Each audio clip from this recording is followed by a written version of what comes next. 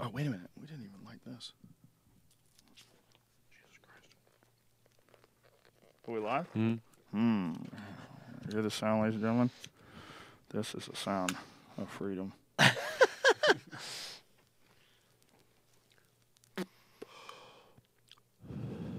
That's freedom as it exhales your body.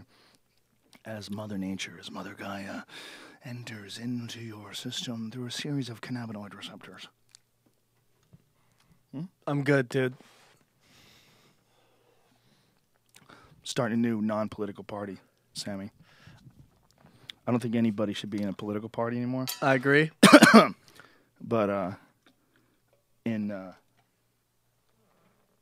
of respect for the great Hunter S. Thompson, I'm going to call it the Freak Party. I'm in, dude. I feel like a freak. I don't feel like I'm represented. I will never vote for any of the two major parties ever again. Even libertarians, they fucking freak me out. Bunch of weirdos, bunch of preppers. Not all of you. Not all of you. Don't get crazy. Don't get picky. Save the hate mail. Save the hate mail. Yeah. I will only vote for someone if I don't know who they are.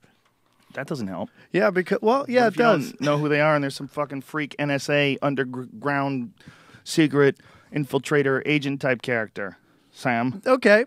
That could go. If my vote ruins society, I understand that. But I just vote for anybody who can't afford to campaign. That's pretty much. Well, that might be better than what we're doing already, but it might not be, too. That's possible as well.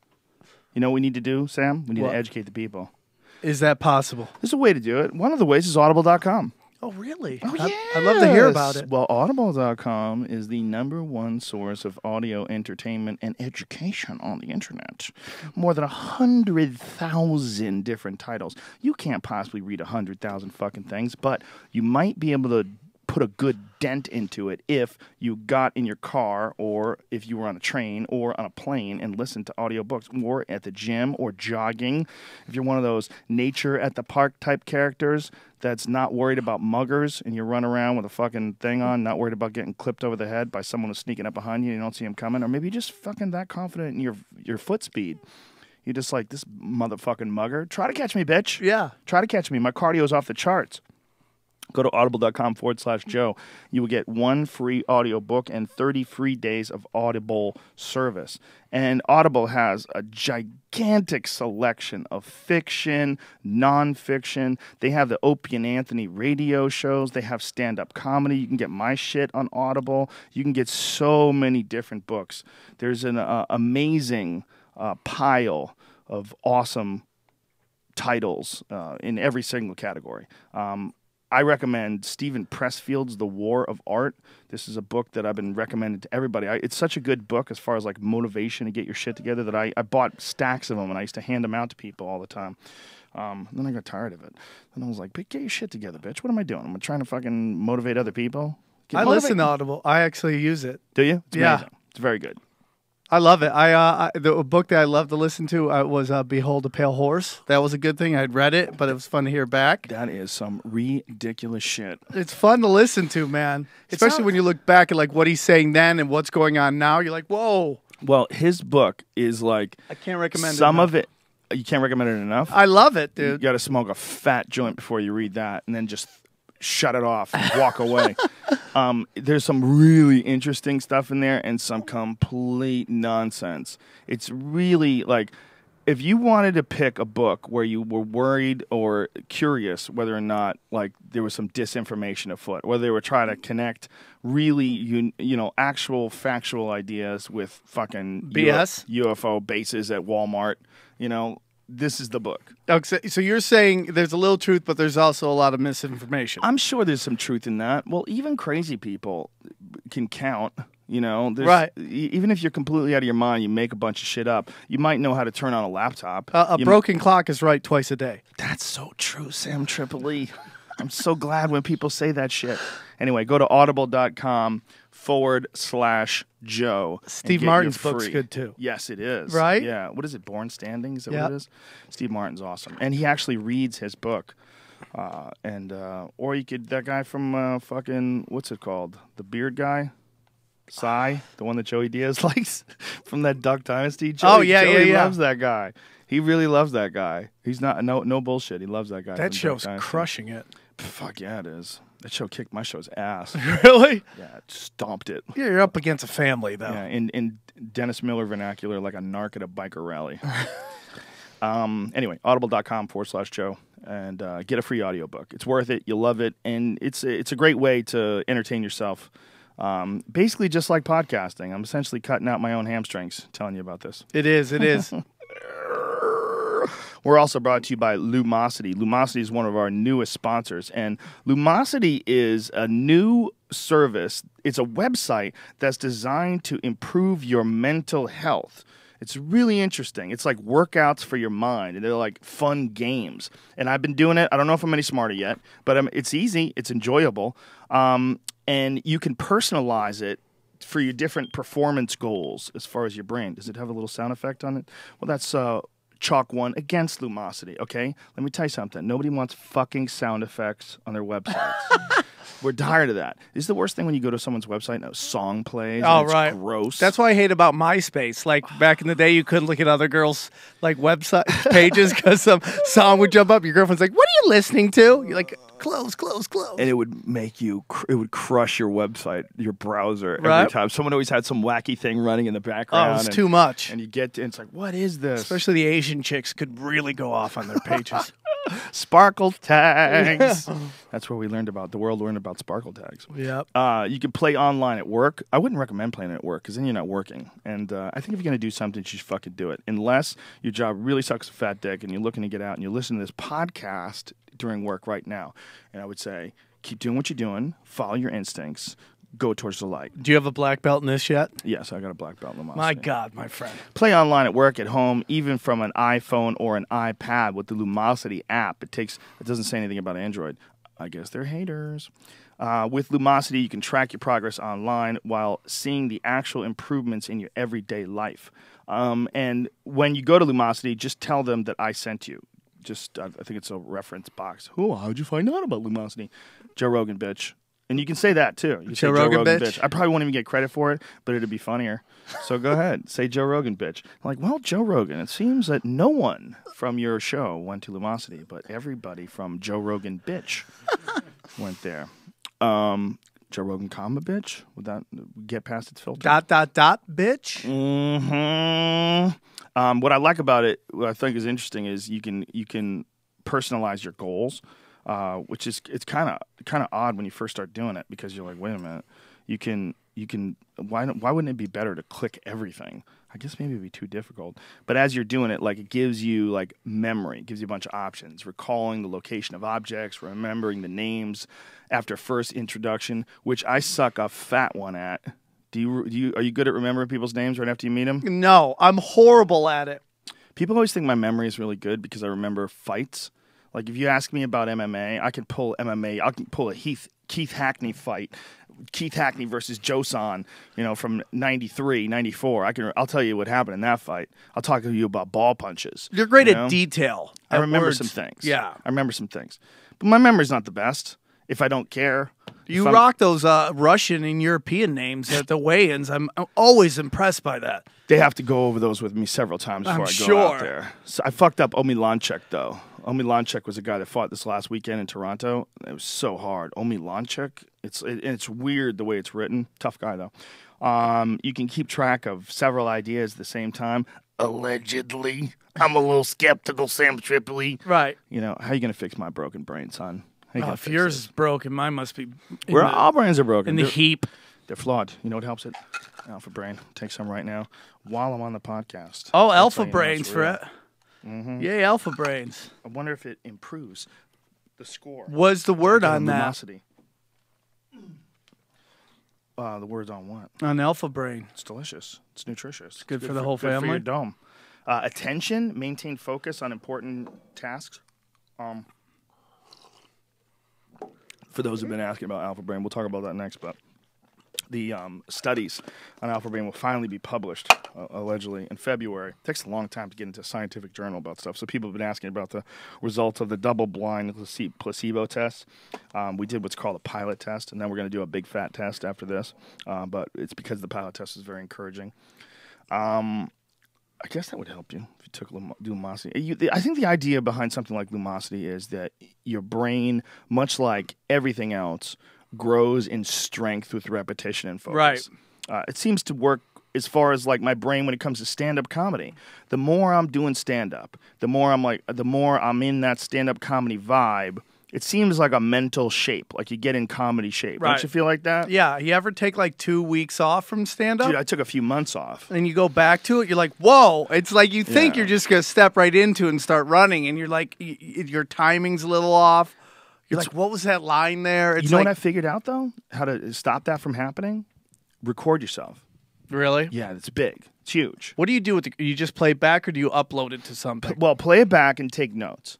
Listen and take gotta notes. do that, dude. It's hard to do because it's work. It's work. You don't want to listen to yourself. You're gross. Like I do hate listening to myself. I got to edit this CD, and I just can't listen to myself. Jim Norton told me that when he was editing his special, which was very funny, by the way, he wanted to hang himself. He put a fucking belt up on the coat hanger in the closet. And he goes, I wasn't going to do it, but I just put it up there. I just wanted to let myself know I fucking suck. Yeah. Like, what? You were thinking about hanging yourself? What? He goes, I wasn't actually going to go through with it.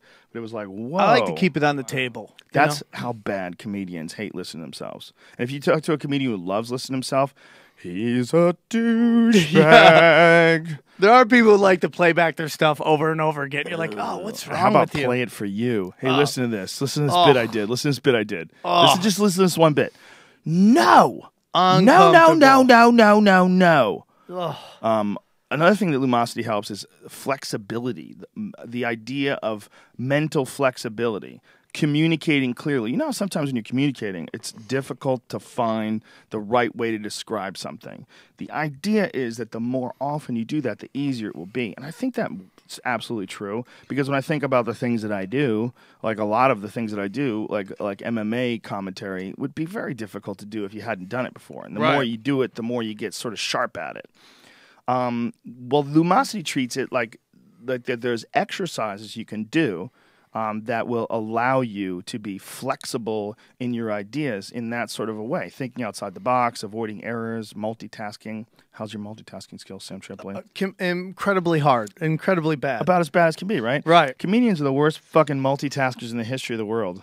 Well, it's like shitheads. it's multitasking, but it's ADD version of multitasking where like I try to do 90 things, but yet nothing gets done. I know what you're talking about. You know, you're like, oh, I got to do that. Oh, but man, I want to do this over here. And then at the end of the day, I'm like, I've got nothing accomplished. Every time I talk to Brian Callen, he wants to fucking start yachting. He wants I want to go sailboating. I'm thinking about doing a sambo. Maybe samba and sambo. Learn to dance and choke people. Like, dude, stop. Yeah. He wants to do everything. Brian Callen got done telling me, like I was talking about being gluten-free, that I've been gluten-free for like 3 months. He goes, yeah, I don't eat any of that stuff, you know, breads and bread. I go, you just had a sandwich right in front of me, and you had bread with dinner last night. I saw you buttered bread. He goes, that's very little of it. I barely eat any of it. I go, you had bread every time you've been here. You've been here for 3 days. You've had bread every single day. Like, what are you talking about? You guys are Just both decides. pretty shredded. For He your decides. ages, man. I'm pretty impressed. He decides. Oh, thank you. Am I sexy? Yeah. Thank you. Very He much. just decides That got uncomfortable. that he's gluten-free. I'm like, you're not gluten-free. You're fucking lying. You eat bread every goddamn day. It's a story fits his what reality wants. He's hilarious, but it's that thing. Most entertaining, one of the most entertaining dudes I've ever met. We did a USO together, and we flew cross country, and everybody was jet lagged. And we had, when you do a USO, you got to meet everybody at the base. It's a big day for them. The comedians are going to come around, and you meet everybody. You go on this like mini tour of the base. You meet everybody, and they tell you what they do. And Right. man, everybody was jet lagged. But man, Brian put on a show, dude. He was just on. I mean, just what you see on stage, he was doing in their offices. So when he came up onto the stage and I introduced him, first guy up, walked up to a standing O. He had already loved everybody mentally, that they had loved him right out the gate. You already told this story on this podcast before, but it's a great story. No, thank you. It's a great story. It's been a while. True. That is Brian Callen. That is I Brian. just I remember it because I remember you saying about everybody. Not that I haven't told a million fucking stories. Sometimes I forget what story I've told. Dude, we're almost 400 podcasts. Each one of them is like at least 2 hours, most of them 3 hours long. So how the fuck could you possibly? When it comes to stand-up, do you ever find yourself somewhat repeating a premise, even though it's kind of a different take, but it's the same kind of premise? I mean, like, because like I'm learning that your perspective on stuff is almost the same, and there's only so much maybe to talk about. I don't know. I feel like even with myself, I've seen like where you're like, okay, that's a lot like an old joke I used to tell. Yeah, it's very possible. Anyway, Lumosity.com. Yeah, check it out. Tell them Joe Rogan sent you. We're also brought to you by Onnit.com. That's ONNIT. If you haven't seen the new Primal Bells there's 3 of them now. There's a gorilla, a chimpanzee, and a new orangutan. And every time someone buys an orangutan, $5 goes to help save orangutans.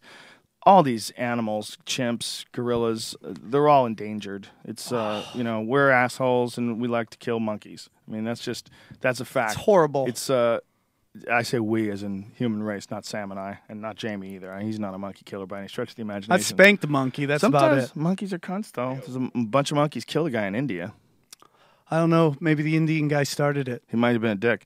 But these aren't monkeys anyway. They're apes. People get real specific about that. You say monkey, but you really mean ape. Yes, I mean ape. God damn it. There's some people who just gorillas monkeys are their life. Orangutans and chimps. I work out with them myself. They're cool. I like to fantasize when I work out, and my fantasy is that one of these things is trying to fuck me up.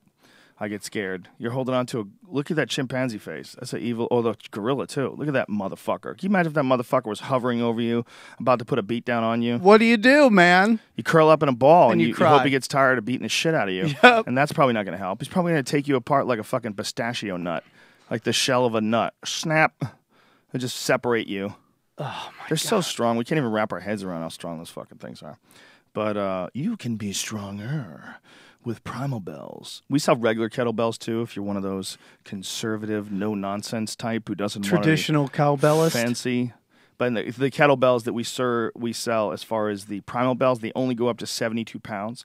But as far as the regular plain ones, we have them up to 90 pounds. And if you can lift one of those 90-pound things, you are a motherfucker. That's impressive shit.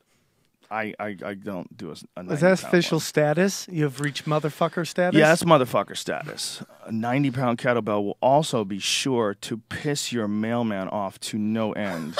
Make no mistake about it. When I picked up the 70-pound one, the look they had on their face, they wanted to fucking drop it on my dick. That would be uncomfortable. There's a bunch of women working there as well, and it's really not fair. I wish they would let me know when they're coming in, and I would be there to load it off the truck. That involves teamwork. Mm-hmm. Oh, you know there was a lot of that too. Mm-hmm. Let me know when it reaches the post office. I'll go get it. Don't bring it to my Make house. me lift some 70-pound back. Mm-hmm. Mm-hmm. Anyway, for some savagery, go to Onnit.com. We sell all kinds of shit. Protein supplements, the Alpha Brain, of course, Shroom Tech Sport, New Mood. Have you ever tried any New Mood, Samwise? No, I have not. It's very good for you. It's 5-HTP and L-tryptophan enhancement. I need that in my life. For your serotonin. L-tryptophan actually converts to 5-HTP, and 5-HTP actually does enhance your mood. You should be very careful about it, though, if you're on medication, especially if you're on SSRIs. Those are a lot of the antidepressants. They tell people do not take 5-HTP while you're taking an SSRI because too much serotonin is not a good thing. That's a lot of paperwork. You gotta be careful, son. Oh! All right, so go to Onnit.com, check out everything, and if you use the code name Rogan, you will save 10% off any and all supplements. Beautiful, talented, and delicious young Sammy Tripoli's here, ladies You and should gentlemen. get like one thing that they say in everything. What's that? Like Rogan bitch. They should have on all your companies. Don't worry you about work me, with. man. Don't worry about me. I won't worry about Cue you. the music. Sam's here. Joe Rogan Podcast, check it out. The Joe Rogan Experience. Train by day, Joe Rogan Podcast by night, all day. Sammy boy! I've got a official Sam Tripoli, The Naughty Show t-shirt on Thank right now, you, ladies dude. and gentlemen. You can buy these at Walmart, Burger King, food chains. All over the place. All over the country. They're going to sell them in NASA. They're going to sell them on the space shuttle. Those bitches get bored up there. NaughtyShow.net. Check it out. Buy a shirt. Help It's, a brother. If you've never seen Sam's show, it's he puts together stand-up comedy with a bunch of crazy videos. And I was there once, and I saw a girl beat a man with a belt. Yeah, that was classic Naughty Show. Yeah, there's a lot of porn stars answering trivia questions. It's basically chaos. It is It's chaos. a big, crazy, chaotic silly fest. It's a comedy circus, man. Much like Sam's mind. Yes, it is. Big, It's all over the crazy- place. That's your mind, and that's the kind of show you created. It's all the outlaws. You know, people focus on the adult film stars, and they're really just a small part of a huge thing. And it's just bringing out all this, you know, you call them savages, all the late night rumblers, the people who like can't get on the Tonight Show, like all these crazy burlesque people and comics come and doing real comedy they want to do, and just crazy pole dancers who It's madness. Insane. It is madness. I've done it several times, and it's always a great crowd. I mean, even though it's madness, they're really fun people. They're there to have a good time. When's your next one? We're thinking about doing October 25th at this place called Lyrics on La Brea. Oh, nice. Yeah, it's a really Branching nice. out. I like to something move into different. different places, man. You know, the Comedy Store is great, but it's time to move it somewhere else and try a little different. You know, I was trying to do Beecher's Madhouse, but that guy, it's a little crazy over there. Great guy. It didn't work out. So I got this new room, and it's Lyrics, and it's a nice room. Sits about 150, and we're going to crush it. Very nice. And so this is October 20 what? 25th. What day is that? That's a Friday night. Sweet baby Jesus. But the 24th, October 24th, I also do a new awesome show that you got to check out. It's called the Comedy Rap Battles. It's like 8 Mile meets stand-up comedy, and it's awesome. It is awesome. It's Comedy rap battles? Yeah, dude. Comedians do like a 5-minute set, and then they go like they have a rap battle.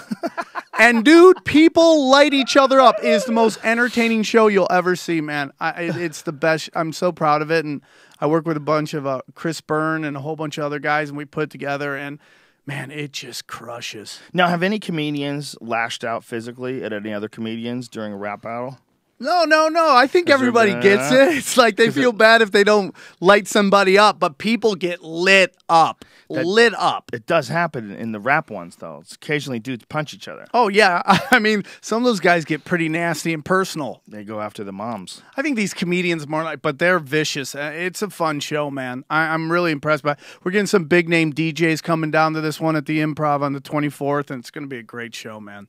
It's going to be a great show. That sounds awesome. That sounds fun. Do you know who's on the card, like the full card?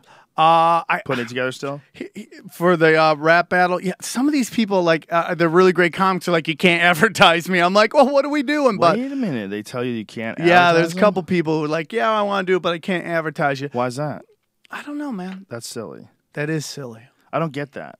I don't get it either. That was a big thing at the store. People didn't want their names up on the marquee. Like, why? Some comics are just like that, man. But we're making it a whole big block party. We're taking the whole parking lot of the Improv. We're gonna have outside DJs, dancers everywhere. It's gonna be a whole crazy ass thing. The only thing that makes sense to me about not wanting your name is if you're trying out totally new shit and you want a completely neutral audience. Like, you don't want people that are there for you. Right. They might give you a little bit of extra juice that you don't deserve with a bit. You don't want to you don't want to work on your new material in front of your crowd because you know that they're gonna laugh at it. You want to try different. That is a possibility. There is that, and there's also that you might not want to do it for your crowd because it's not ready yet. So you feel like I'm okay to do it in front of these random folks, but if people are paying to see me, right, the bits aren't ready yet. Is that a hard thing? Too. Could be that, yeah. Some bits are just weird, man. Some bits they come together I've got a few bits that literally like the day I wrote them, they were done, at least in a basic structural form. Right. But there's other ones that like I'm moving them around. I put the end in the beginning in the end. And you just know something's funny. You're like, there's something there. I just got to mine it to get it. I've got this one right now, man.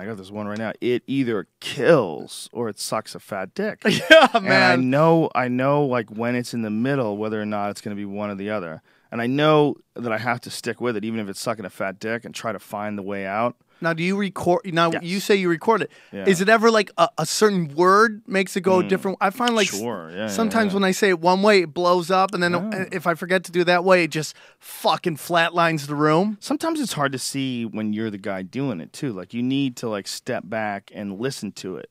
And when you listen to it and you're all quiet, and you're not saying a word, you're listening to yourself. Sometimes you go, "Oh, that comes out wrong." You know, I meant it sounds more like this, or maybe people could possibly think that instead of this, or you know, it's just good to listen to it. It's not fun, it's not enjoyable, you know. But like, if I'm especially if I'm on a plane or something like that, I got to go somewhere. I just listen to my sets.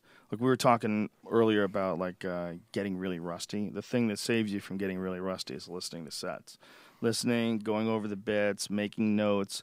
Then once you start doing it, it'll kind of come out naturally. I think you're totally right. I should do it more. I don't know why. I don't. I just like to do it organically, and I think it's a horrible way. Because you're a lazy bitch. Dude, you say I'm a lazy bitch. That's not the first time you've said that. I work. I got a million irons going. I'm just got a million irons going. From the moment I wake up to the moment I go to bed, I'm just working these irons, man. Right, but you're also working some irons that are unnecessary in comparison to that iron. Maybe. The iron of sitting and listening to material, but that requires... That's actually like work. It's like writing, like sitting in front of the computer and writing. There's a lot of friends that I know that are really good comedians that don't ever do that. And they just can't ADD out themselves enough to sit in front of a laptop and just write, or sit in front of a notebook and just write. They can't do it. So they come up with all these excuses. I write in my head. Like, I found if I put it down, it takes away. It just something in the delivery isn't the same when I structure it out. But what I do is, you know, because I'll just be driving around, I just work the bit in my head over and over again and over. And I'll try to go up on stage with about 3 or 4 new jokes with it, kind of beat it out. And then I let kind of the crowd kind of feel it, and I just kind of go with it. But I don't necessarily sit down and type. I wish I could. I'll write down in my joke premise, and I'll work them out in my head. And then I'll go on stage and I'll be like, okay, that works. That doesn't work. And I make mental notes in my head. Well, I definitely have done that before, and I think that if that works for you, it's all really about how much focus you're putting into it. If your focus is you just sitting there going over it and redoing it over and over again in your head and then just writing down the premise, I think that's basically just like writing. It's just you're not actually putting it down on a piece of paper. The one thing about writing, though, is they say that especially physically writing, like pen and paper, not just typing, when you physically write something, it helps memory retention. It aids like quite a bit. Like I always, if you look at my notebook, like from my comedy notebook, it looks like I'm a crazy person. I'm sure. Because it's the same thing written over and over and over and over and over again. It's like all work, no play makes Jack a dull boy. Because that's what I do when I'm writing my bits out before a show. I'm just trying to get the key components like seared into my brain, and then from there. But I write. I like to sit in front of a laptop. I know that about you. I wish I could do that. It's just I've tried to be like the guy who sits down like, I'm going to write this out. And then go on stage, it just something gets lost in translation. But I'm talking to myself in my head constantly. I used to do it when I worked at the Standard Hotel. They used to think I was crazy guy, and the Hispanic maid service wouldn't sit next to me during lunch because they would see me talking to myself all day, just working on the bit, acting it out, just to get through the day of this like job that I was very thankful for, but was killing my soul. But that's how I would get through the day, just working on these bits, playing them out in my head. And then by the time I got on stage, I would have this somewhat crafted bit already on stage. Yeah, I used to do that when I drove limos. I used to drive around and pretend like I was doing the bit as I was driving. I find that like when you're doing certain tasks, like especially driving with no radio on, is a good thing to do. Not enough people do it. But just driving around and just thinking. Like sometimes you can figure some shit out and you have ideas that come to you because you're not being inundated by constant ideas of other people, whether it's advertisements or songs you don't really want to hear and changing channels, deciding what to listen to. Silence. Just drive sometimes. Yeah. And the ideas can come to you. I completely agree with that. I've been now trying to talk more stories on stage, and it's a transition. It's not as easy as I thought it was going to be, but you got to just work through it. And now that, I've been on stage, I'm trying to be a little more honest with what's gone in my life, because I've had a crazy life with, with my drug problem and all that stuff, and just all the crazy places I put myself into and all that stuff. And, the crowds have really been reacting to it really well, man. I'm really impressed, like, the comments I'm getting off stage. This is something you've done. This is the first time you've done this? I've been, yeah. And how many years have you been doing stand-up now? 15. So within like 14 years in is when you started getting this change? Yeah, man. It was a combination of like I'd start talking about something, and then 3 months later I'd see everybody talking about it. Not that they're taking from me, just it's in the air. So I'm like, oh, I want to do something different. So I'm like, I got all these crazy stories of my life, that I just never talked about on stage, and just getting to the place where I'm comfortable with being honest about, all the crazy shit that happened to me. And, you know, and just going on stage and seeing how it reacts. And even if it doesn't get a laugh necessarily, and it does, it gets, some of the stuff's real, you know, it just builds this kind of credibility with the crowd that they'll go with me on other stuff. Like, it's a vulnerability. Well, it's also you being a real person as opposed to a guy putting on a show. Yeah. You know, and putting on the show is like the armor that you throw up when you first start doing stand-up. You know, I had a breaking point the other day where, you know, I was at the store and I was just watching a bunch of funny comics go up, but nobody was being real on stage. And I'm not taking anything away from them because there are some really funny young comics coming up that I really enjoy. But I just found with comedy, everybody wants to hear what they already know. They want to really laugh. Like, it's gotten so much about relatability to the point, you know, that I just feel like it's like people want to hear premises about stuff we all already agree upon. And I just don't want to do that stuff. So I've been really breaking through, and it can be a hard place when you're doing this really. Okay, but is it that people want that, or is that's what they're being fed? Well, I think they're being fed because that's what they seem most comfortable about, or that's what gets the biggest reaction. Which well, that's all it is. It's what gets the biggest reaction. So people do it because they want to get that reaction. Right. So you start getting that, you know, hey, man, you remember when you were in school and, you know, you write a note, do you like me? Check yes or no. Yeah. People remember that. I So relate to that. I know exactly. that. So it's not even really that funny, but it's very relatable. Very relatable. But that's not, I mean, it's also, sometimes it's funny. I mean, sometimes it's a real moment that someone's trying to recall from. I know what you're saying, though. I know that the thing where you're seeing a lot of, like, jokey joke type shit, and you're longing for a Richard Pryor type act. Yes. You're longing for someone to go up there and just take it to another level. Which is why, like, you know, after a long time of resisting the late night spots at the Comedy Store, I very much embrace them now because there's a lot more room for me just to experiment.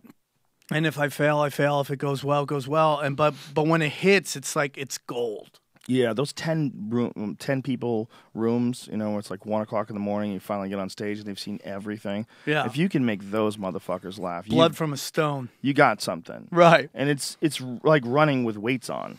I was doing the main room. You know, I've been blessed. I've been gigging a lot on the road. But I've been, you know, I'll do a couple of weekends at the Comedy Store, and you know, I get the last spot in the main room, which is where I can do like an hour if I want to. And just last week, it was a great crowd. By the end of the night, I'm going up. Usually, my Saturday spot is Sunday, so I'll go up around like 12:45, and the crowd was still there, and they were great. But right when I walk on the stage, these two dudes in the front row just jump me. You know, they're just trying to heckle me right out the gate, and I'm very blessed that I've been doing comedy long enough that I'm dead on the inside. You know, it's like burnt wood at this point. There's no real reaction you're getting me, so everything you're throwing at me is a waste, and I'm just going to hit you with everything. So, I mean, I'm just hitting these dudes. Bam! The crowd is going nuts. I mean, just going applause break. At like 12:45 at night. Boom, boom, boom. This guy, I don't know. I just say something. I go, where's your wife? He goes, at home. I'm like, yeah, buried in the backyard. And the place goes nuts, and he just turns. He's like, really, motherfucker? Really? And he just starts going nuts. He gets up, he tries to grab his drink and throw it at me. His friend grabs his arm, stops it. So he starts walking out, and man, this dude grabs a chair and tries to throw it at me on stage. And luckily, his friends got it because it was going to hit somebody in the front row. But I just get this weird reaction out of these people. They try to like hurt my feelings. That's the store, though, too. The store is. I had 2 people throw drinks at me at the store. One guy threw a bottle of water at me, and one guy threw a glass at me. Yeah, and you got the store is a dark, dark place, man. First of all, there's zero crowd control. Okay? Yeah, they're all the comedians have to do their own crowd control, and you have to like kick people out. The only guy who used to kick people out was Harris Pete. Crazy Harris Pete, yeah, man. I've had more people removed from the Comedy Store than any other place I've ever played ever. It was so bad that, and it would fuck with everybody. So like, there would be such evil moments there that I would buy the entire room drinks. I remember that. I did that several times. I remember that. Because it was like, look, you know, we're all in this together. Like, I'm not trying to make money here. Just so you can't be an asshole. All the door guys look like they're in some emo band that has keyboardists and triangles, and it's just like, it's like Death Cab for Cutie is security for the. I'm like, dude, who's securing you? Who, man? Yeah, tight pants and knit skinny caps. Jeans, knit caps pulled too low. Yeah, crying. You know, it's just like it's crazy. So yeah. I mean, I've had a couple instances of that, man. They don't have security there. They really don't have security, not real security. I just don't know why they just don't get the. You remember Dublin's had that big black security guard? Has to be black. You have to mention that. Yeah, well, because it was. I called him Deep Space. He was so big and black. It was. I've never seen a human being with this big of hands in my life. That's the guy you need. Well, you need something. The Comedy Store doesn't have anything. I mean, do they have any security? Nothing. Is there one guy who's like a big guy who's trained in the arts? Don Lewis was the last of the badass door guys. He was this guy this comic who just knew like karate, had a black belt in karate. He's a big yoked dude too. Yeah, he used to date this like 6'8" basketball player. It's a good size. Yeah, for make a gladiator, baby. Oh right, Don Lewis and some 6'8" white chick. It would be great. But I've seen him take on 3 dudes at one time. Yeah, sometimes you have to at that place. Sometimes you Luckily, have to. they're all drunk, though. By the time you get in a fight with somebody at the Comedy Store, usually they're beyond hammered. But Duncan brought it up. It's like, how do you feel when you're the guy that goes after the comedian? Like, the guy just trying to make you laugh and have a good time. You go after him, try to physically assault him. It's like, what is that? Well, it's also Hollywood. Part of it is Hollywood itself, because you get a disproportionate amount of people who think they deserve way more attention than they're getting. Like, this is the place where they congregate. This is the light that draws the moths. Yeah. This is the place. So they come here, and one of the things that they want to do is prove that they're better than everybody else. You ever talk to someone who's like a really weak comedian that's sort of just starting out and like, you know, we're going to fucking own this town. Did you ever see that movie, Overnight? You ever hear the movie Overnight? It's a fucking brilliant movie about this very thing. It's about a guy who is the director of Boondock Saints. Yeah. Who wrote and directed Boondock Saints. And they produced this movie where initially when they started following him, he had just gotten this huge development deal because he wrote the script. Harvey Weinstein bought it. He bought the bar where he worked in as a bartender, and now it's his bar and this whole thing, and he's overnight success. Okay, but you watch this guy, like, become like the most bloated asshole because of all this success that he's having and all this adulation he's getting. He believes his own hype and tailspins. And the whole thing it's really fascinating to watch. Really, really fascinating to watch because the guy becomes just a fucking asshole for no reason, you know? When I used to work at Crunch, Gene Simmons' wife used to go work out there, and she was talking to me about Fame. And she said, what's the name of the lead singer of Kiss? Paul Stanley. Paul Stanley. She said Paul Stanley told her that fame doesn't change you. Fame just amplifies whoever you are by 1,000 times. Well, this guy just decided that he was Billy Badass, and he was the baddest motherfucker. We're going to fucking own this town. There was all that. They've never seen a fucking group of talent like us. We're a triple threat. It was all this like, it wouldn't be like, hey, I think we're going to have careers. Hey, we're going to be successful. God, we're lucky that we got a chance. We can make a good film. I really think we can make a good film. It wasn't any of that. It was all, we're going to fucking dominate. We're going to own. We're going to take over this town. And it's a fascinating piece on watching the reaction to this guy. Like, he gets huge and all this, you know, he has all this arrogance, and then it all implodes on him, and you get to see like the aftermath of it. And it's a really interesting psychological sort of like a profile. Like, it's an interesting documentation of a process of hitting unfathomable heights of winning popularity. the lottery, basically. Yeah. And you get that a lot, like on sets. Like, you hear that a lot about, like, you'll hear it about certain actors screaming everybody on the set, you know, where's my fucking water? And this, you know, like, throw scripts at, like, I don't want to say who it was, but she threw her Coke in the face of the executive producer. Oh, and said, God. If you fuck your wife the way you write, it's no wonder why you're getting a divorce. Oh, my God. Yeah. Don't you think that has to do with how early almost you get it? No, I think it's just some people, just the pressure. First of all, the pressure of being on like some show, like, let's say, like, okay, let's go with Home Improvement. When Home Improvement was the #1 show in the country, the pressure must be madness. It must be madness. Like, the reason why Charlie Sheen cracks like that, don't you think part of that is the pressure of just being Charlie Sheen? Just the pressure of being on this gigantic fucking hit sitcom, and everywhere you go, people are following you with cameras, and you just want to do coke. Yeah. You just want to go fucking crazy. Well, you've been on a hit show. Was there a lot of pressure when you were doing like Fear Factor? That Totally. was like... No, not well. There's definitely a lot of pressure, but it wasn't the same thing because I wasn't really that famous. It was like Fear Factor was famous. I was just the host. It's like like the guy who's a host of Survivor. What's his name? Jeff. Jeff Probst. Jeff Probst. Yeah, Jeff Probst. When you watch Jeff Probst, like you don't think like, oh, this is Jeff Probst. It's like, oh, there's that guy who hosts Survivor. Survivor's the big show. So Fear Factor was the big show. I was just the host. You were just the host. It's not like being Charlie Sheen. That's a different level kind of psychosis. Can't go anywhere without people going, oh shit, Charlie Sheen. Yo, man, I like rocks too. He's got that right kind of fame I talk about on stage where it's like he's above it, meaning like no matter what he does, we're cool with it. I mean, the guy locked a porn star in the bathroom after smoking crack and got a huge TV deal with FX. Anybody else, that's taken them down. But he's just at that level where it's like he's above it. I mean, he's got a new movie coming out. I like him. I like those kind of characters. Well, it's not that he's above it. He owns it. That's who he is. That's who he is. Accept it. The real problem is when someone pretends to be something they're not. If someone pretends to be like a Ted Haggard type dude, pretends to be this very pious religious leader who's trying to show people the way, meanwhile he's smoking meth and getting gay hookers. Yeah. That's what people have a problem with. It's not smoking meth and getting gay hookers, because if George Michael did it and was just like honest about it, like, look, I got a lot of money, I really like meth, and I like hookers. They're big boys. They know what they're doing. They know what they're doing. We're having a good time here. Own your shit. Yeah.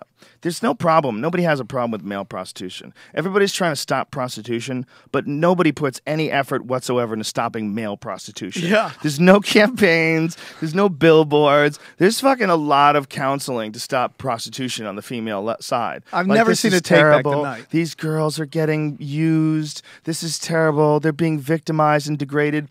Nobody cares about the boys. They do not care. Those guys are sucking dicks all day long for cash. Nobody cares at all because no one's looking out for men. No one's looking out for men in this country. Do you remember Fat Eddie that used to hang out at the Comedy Store? The Yes. Mexican guy? Yes. Great guy. It was his birthday, and like everyone's buying him shots, and it kind of goes along the lines of like everybody's protecting women. You can't protect women enough, no matter what. Like if a woman gets just shit-faced, you're like, you don't have to do this. You don't have to do this. Yeah. Listen, no, go home. Listen, we're worried about you. You're too drunk. Something bad's going to happen. Dude, Eddie's doing shots. He's so drunk. He's like, I want to go to, I forget the name of the nightclub, which after hours. I want to go there. Nobody's like, Eddie, don't do it. We're like, you want us to drop you off by yourself? He's like, yeah. The guy's throwing up on the side of the car. Nobody cares. Nobody cares at all. That Eddie might die in a dumpster. Yeah, nobody cares about male porn. Nobody cares about male prostitution. Nobody's looking out for men, period. I got called a men's rights dodo, MRA dodo, by this chick.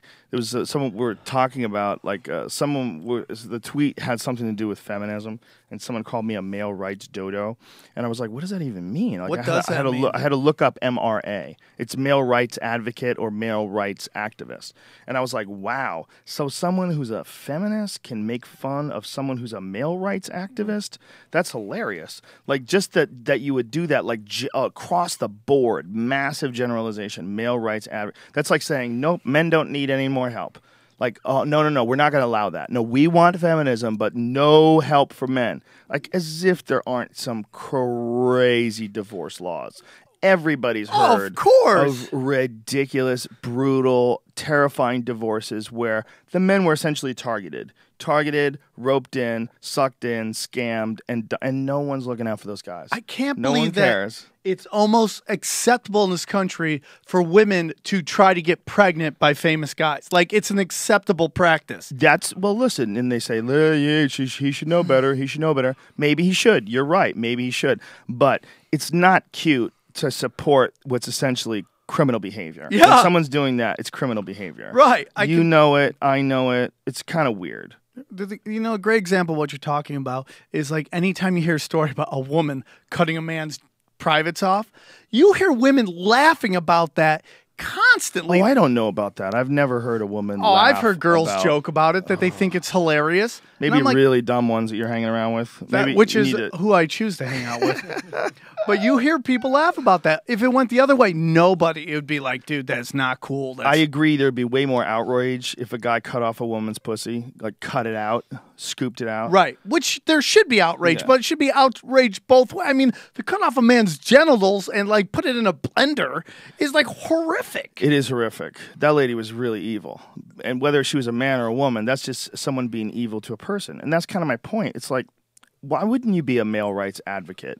What about that guy that got arrested for rape, did 4 years in jail, and it turned out that the girl was lying, and now she has to do 2 months, and she gets to do it on the weekends? We talked about it the other day. It's a terrible case. This poor man, he was just the neighbor, and the girl got caught watching pornography by her mother, so she concocted this story that she was sexually assaulted, and she said that the story just got bigger and bigger and bigger until it spiraled out of control.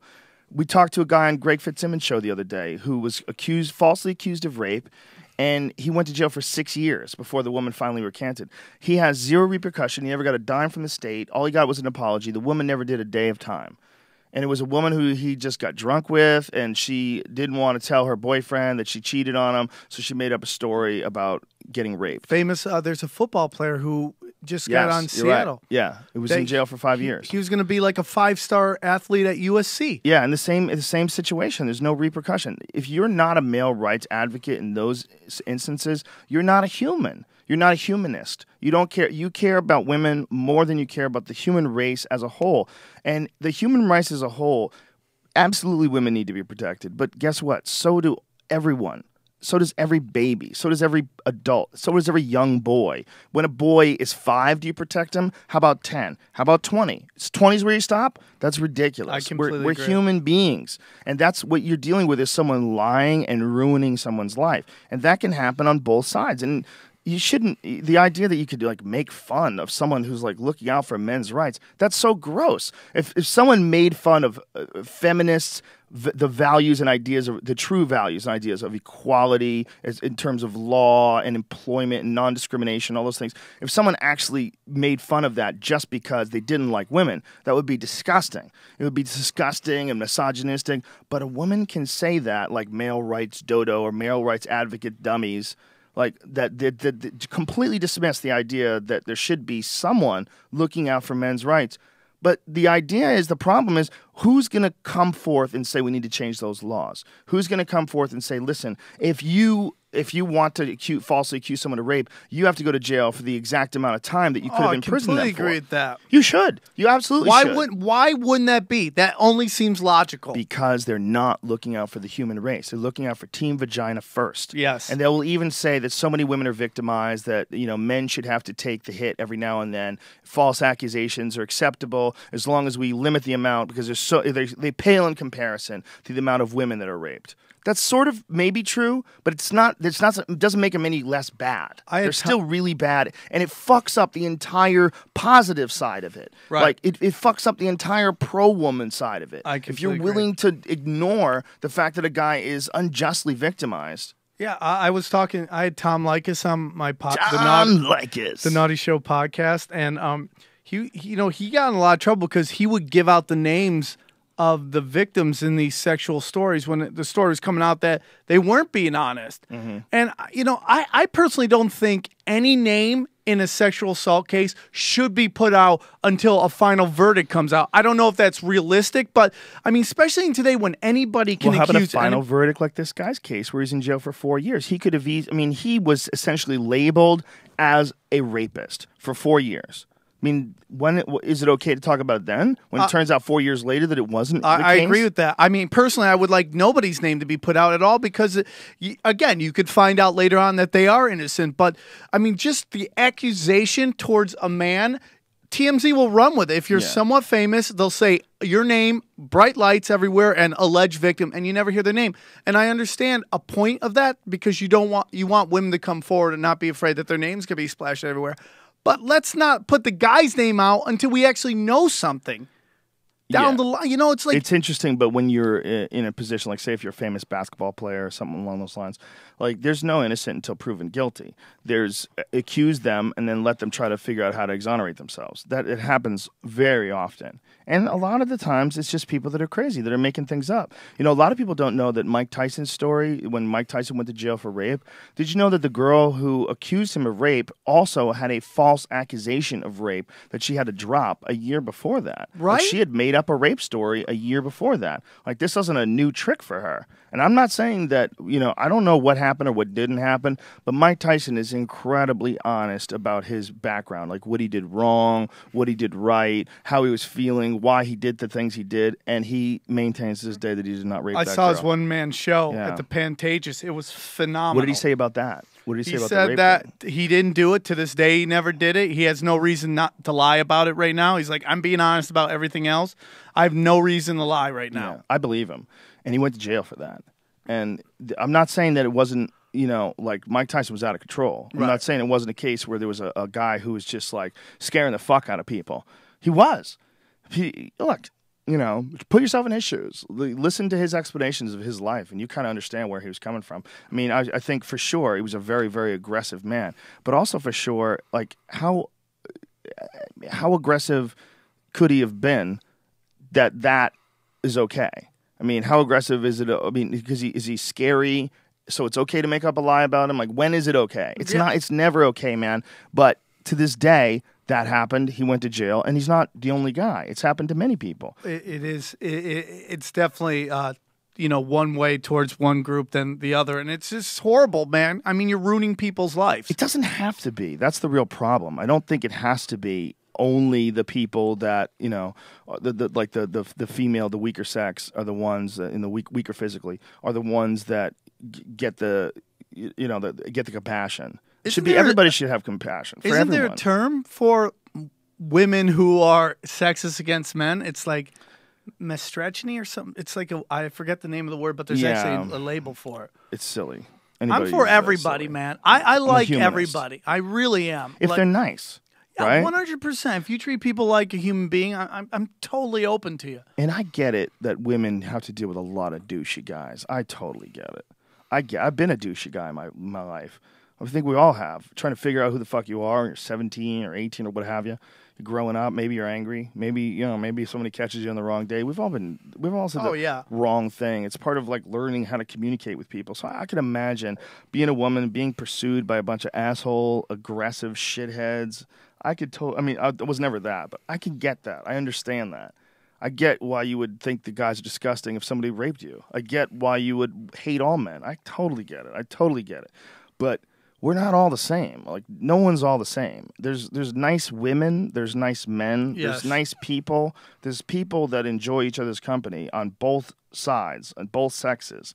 And we have to unite as a race against shitty, angry, nasty behavior. I completely evil agree with behavior, victimizing people. All that stuff is the real issue. It has nothing to do with whether it's women to men or men to women. It's gross on both sides. Yeah. It's scary on both sides. A woman that's willing to poison her husband and kill him is just as scary as a man who beats his wife to death. They're both monsters. They're terrifying people. They're both as dangerous as the other one. Sometimes you see like these sentences where like a man and woman commit a crime. The guy gets life. The woman gets like 3 weeks in jail. You know why? Girls turn on the boy. It wasn't my idea. This motherfucker's crazy. He's dragging me across selling the them country. out. Snitches get stitches.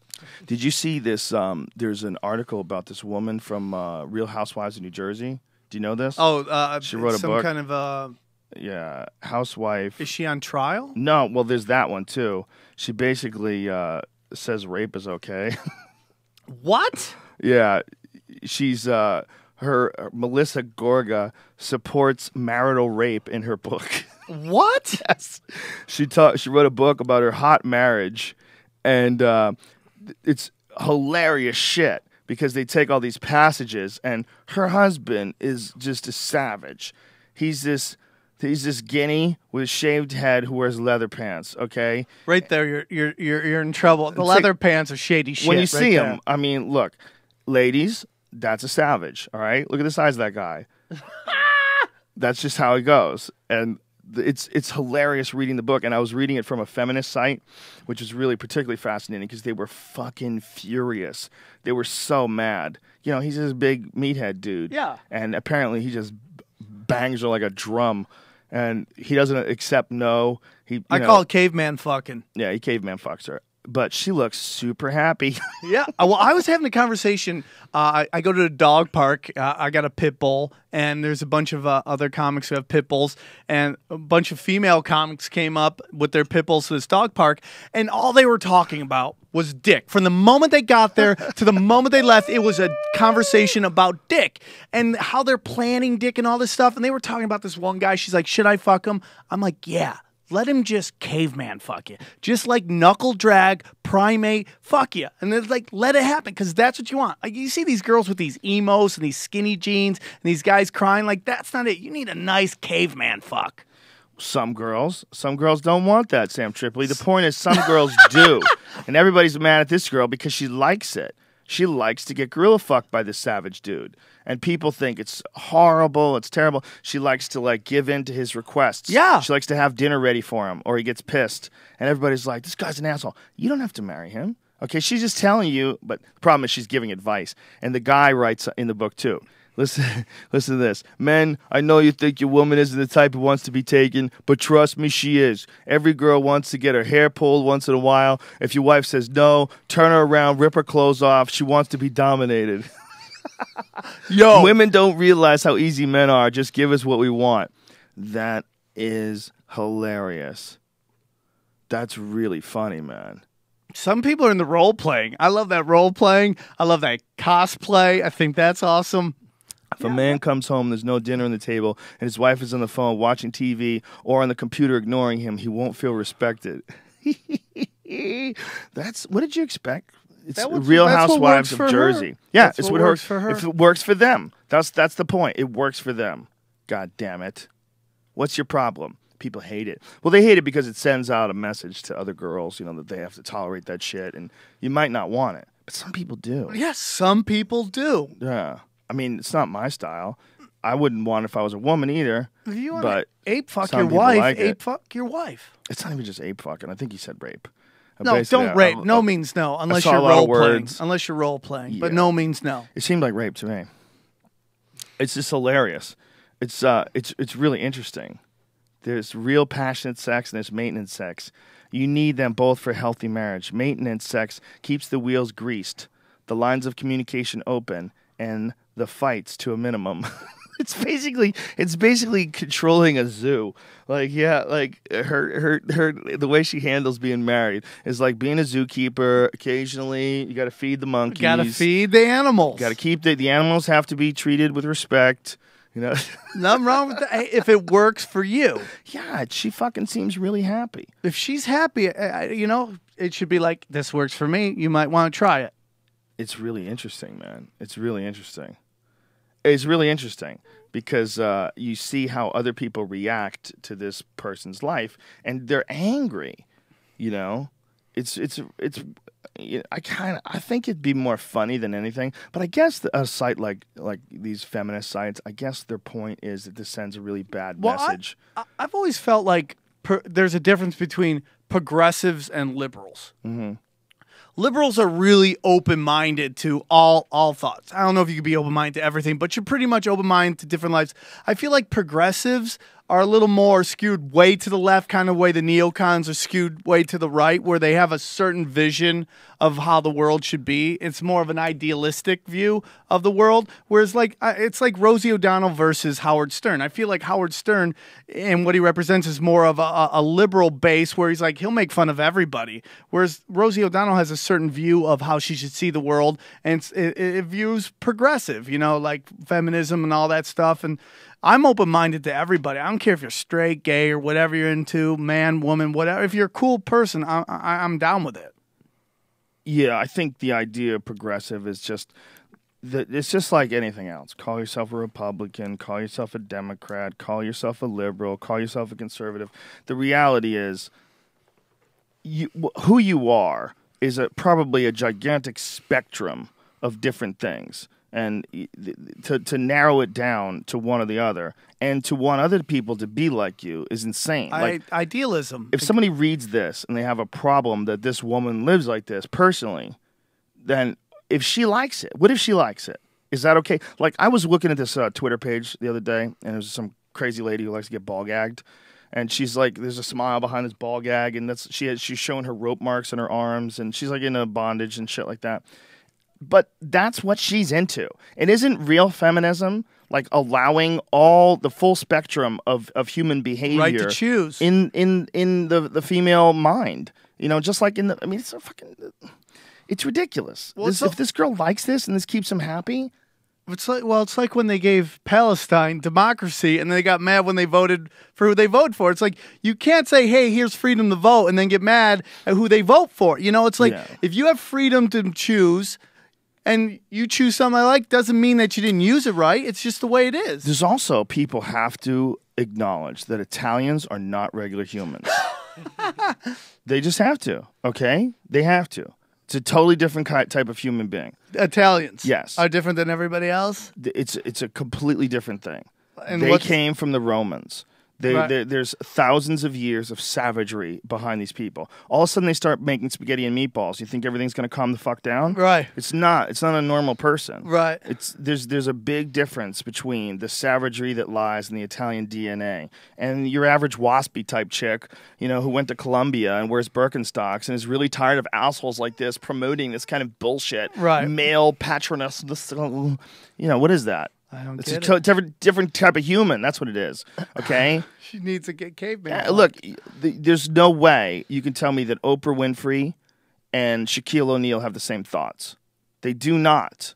Rosie O'Donnell and Shaquille O'Neal, do they have the same thoughts? Does Michael Jordan think like Katie Couric? No, the fuck he does not. Okay? Right. We're different, goddammit. And what works for you might not work for them. Right. What works for them might be awesome in their world. I always find that people want a world that plays to their strengths, and they want to outlaw what plays to their weaknesses. Yes, you know, they absolutely. want a world that they are their king, and then get rid of the people that make me play to my weaknesses. And it's so obvious when you see that. When, you know, ideally it should be like everybody should be allowed. If you treat your fellow human being nice, you should be able to be who you want to be, do what you want to do. You know, it's like the Naughty Show is a great example of. There's some female comics who will not do the Naughty Show because they don't like that there's a porn star here and there. Even though I put more females up on my show than most people, I put more female comedians up on my shows than most people do. I find female comics very funny. The ones that I like, there's some who go in there and just crush that room, but there's some women who will not even get on the stage because they just think it's Degrading. Yeah, degrading to women. Yeah, I understand that thinking. I know where they're coming from. I don't agree with it. I think, you know, it's very possible to be a porn star and be a feminist. If you really love sex and you really, I mean, I'm not saying that every girl who does it feels that way, but you could be. You could be someone who really loves sex and really loves being like, you know, an exhibitionist and wants to fuck on film. Business and a brand almost. How come a man's able to do it and we don't go looking to save him? But if a woman does it, like, okay, this is just throwing it out there, just trying to objectively look at the full spectrum of human behavior and saying it is possible that it's not degrading for that woman. It is possible if it's just sex. I think it comes from the fact that there was a notion one time that women don't like sex. Yeah. That women only give in to our sex because we want it, and they really want nothing to do with it. But the reality is they love sex as much as men love sex.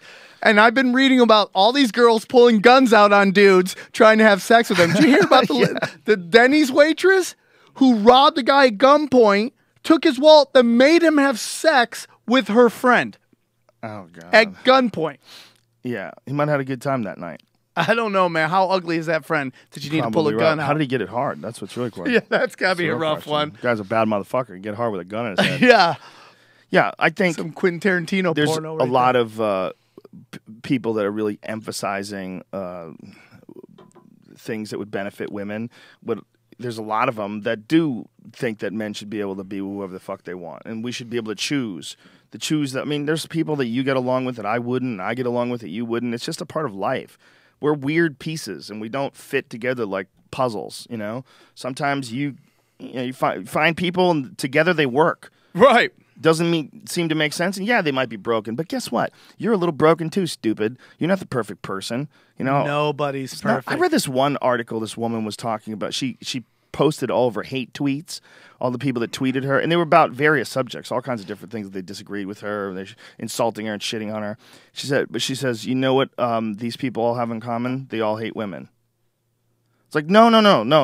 They don't hate women. They don't like you. Yes. These people don't like you. You can't say they hate women. That's the biggest cop-out of all time. Well, that's trying to control the thought and stop the conversation. That's like the low blow, like, oh, okay, conversation, oh, you hate women. We're done. Yeah, exactly. And the idea that because someone hates you, they hate everything with a vagina is ridiculous. Right. And especially when they're being very specific about what you said that's stupid. That doesn't mean they hate every woman. And that idea that you're going to get backup from every person with the double X chromosome on the planet because you said that is a silly like parachute that people pull to try to stop everything. It's control your thoughts. It's ridiculous. It's weak and it's hacky and it's tired. It's a really weak-minded way of approaching any sort of a discussion.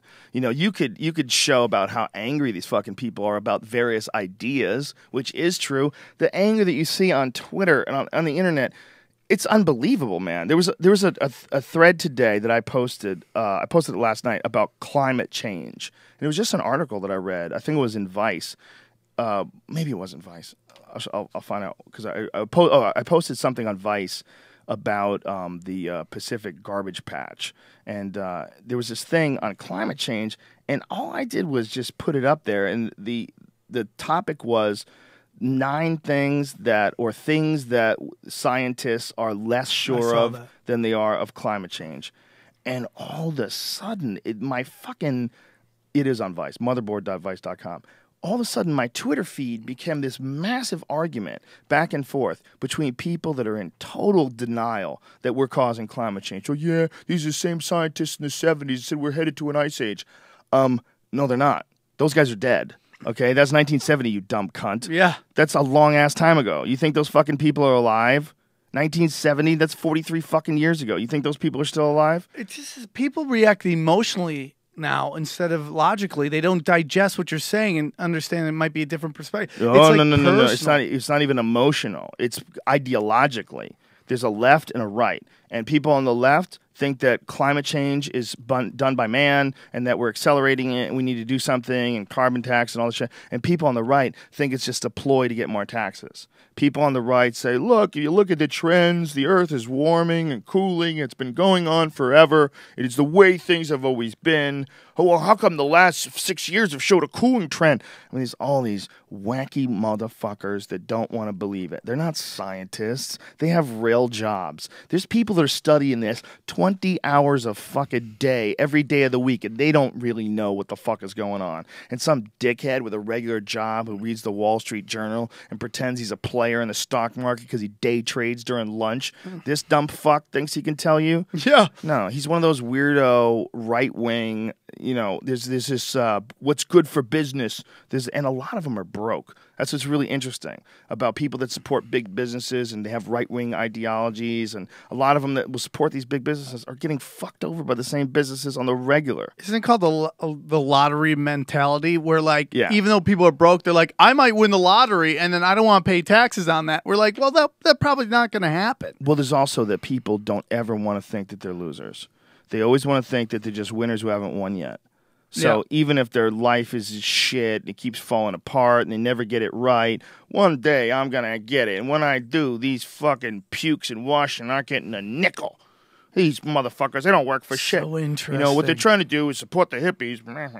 To vote against your own interests is just so interesting. Yeah, this guy, Seth Bronstein, the Associated Press science correspondent, what he said was that the world's climatologists are now gearing up to officially proclaim that they are 95% certain that humans are to blame for global warming. That 5% gap may seem large. It is not.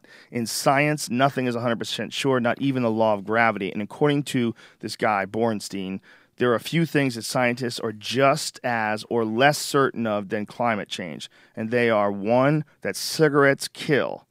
2, the age of the universe. 3, that vitamins make you healthy.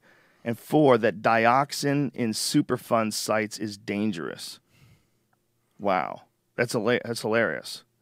Also, that string theory actually describes reality, and that the rate of the universe expanded after the Big Bang. Those are other ones that the author has added. A little less certain about. This author, Brian Merchant. It's an interesting article, and it's a big point, is that for whatever reason, people that don't really know want to jump up and say, look, I am no fucking climate expert by any stretch of the imagination. I sort of get it, but I know that there's been ice ages without human intervention. There's been the period when the dinosaurs were here was a vastly different climate than we're experiencing right now. We obviously had nothing to do with that. That was an asteroid impact that changed our climate. All that shit happens, and it happens on a regular basis, and it probably happened 12,000 years ago, and it's probably what ended the last ice age. But these people that pretend that they know that we're not causing some of it, you're crazy. Is it that you think that you can now get your news tailored to your views? Instead of like everybody watching like 4 channels, now there's such niche news channels that just play to what you want to hear. So it just reinforces what you're saying. Like there's no real you don't hear the other side of the argument. You only hear what you want to hear. Well, there's certainly that's certainly an option. At least it is right now. I think one of these days there's going to be some sort of technology where you could post something and it'll immediately be verified as truth or horseshit. Like, say if you... I'd love to see the horseshit symbol. Well, it seems like it should be able to, like, you should be able to post a statement and then have to put, like, an S or an I. I is that it's just an idea, or, F maybe it's just that it's fiction, or S is a statement, if you want people to take you seriously. So if you go with S and you believe this, and then boom, it calculates all of the known scientific data from peer-reviewed sources, and it just gives you a pile of horse shit that sits underneath your post. Oh, that should be a graphic. This post has been shown to be horse shit. And that is something that like would be really interesting. Like it would stop a lot of like internet debate, like climate debate or this debate or that. There's a lot of it. You got to Google shit and you got to find the post. They post it up and that's bias source. And it'd be nice if there was and it will happen. It's gonna happen. Consumer Reports, no bias, just boom, no advertisements, no nothing. Speaking of which, people on Twitter today were schooling me on Yelp. Some business owners, because I love Yelp. Yelp is such a great resource when you go somewhere. Like if you go like to a town, you want to find out what the badass restaurant is. For the most part, it's super accurate. But apparently, 2 things that people showed me. One, which is kind of crazy, is that Yelp actually writes reviews. Like they have employees that even write bad reviews. What? Yes. And that if you have some shitty reviews on your site, they'll actually ask you if you want to get those moved. And they can, like, move them to the back. For a price. Yeah, they charge you. They charge you per month. And it's, like, these people were describing, like, being called, like, once a month by the company. And, I mean, I obviously this is one side of it, and I would love to hear it's alleged. The Yelp side of it as well, because like I said, I use Yelp all the time and I really like it. But it said there was another thing that 20% of all Yelp reviews are written by paid shills. Well, I mean, you can see that on like iTunes comments, and I mean, like you can just there's computer programs who just like will make up fake like comments. Well, you know what else they're doing? There's also people that are manipulating their iTunes numbers, especially podcasts, by re-uploading the same episode. There's some way that they manipulate the upload process. I had Chris Gore was on my podcast. He was telling me about he wouldn't name the names, but he knows people who know how to manipulate it just so their rankings can go up. Yeah, well, that's how your rankings go up. I have no clue. I just your rankings go up by, apparently the iTunes thing has to do with posts and comments, and it also has to do with downloads, and also has to do with new subscribers. And so people develop algorithms to kind of hack into this. Allegedly. This is allegedly. By the way, this is not my thoughts. This is according to another podcaster who really was upset about it, that he thinks that there's some shenanigans going on. I'm sure there is. Well, did you hear about that guy that he was buying Twitter friends? There's a service, and there's a comedian. He admitted to buying Twitter friends, and then last night he actually punched a reviewer. He was at a show. Did you hear about this? Yes. And I mean, really kind of fucking mild shit that this guy. Oh, I've heard got punched stories over. about that dude. The guy who punched him. Oh yeah. What's his name? I Whatever. You don't need to say Right. it. Who, I don't who want wants to to get sued? But I was actually on tour and they were telling me a story. The guy about who punches him. you will sue you. The story about him that he was famous. Oh, well, then if he sue, I'm not gonna tell a story. No, he doesn't. You don't have to. He didn't say who the guy is. Well, what he would do is like if he found out you were the same kind of comedian as him, an ethnic group, right? He found out you the same kind of comedian as his, and you got booked on this ethnic group comedy night. What he would find out is he would call you up and he'd go, "Hey, I got this other gig that night. It pays this. Why don't you do my show?" And you'd be like, "Well, I already got booked, but I'll offer you more money." The guys, "Oh, okay." So you unbook that show. He'll call them up, get you book himself in your spot. And then when the show comes up, he'll call you up and go, "Yeah, the show got canceled. I'm sorry." And then go do your spot in your show. Unless you've heard this firsthand, I wouldn't say that because that's. I just told me. I don't know if I it's just true. said it. We didn't say the guy's name. Yeah, I would Can never we say edit it out? No, we can't edit shit out. This Come on, edit it out. Live. Goes live. I'm only kidding. Goes live. Yeah, that's why I've heard the story. So he punched this guy in the face. This guy who is I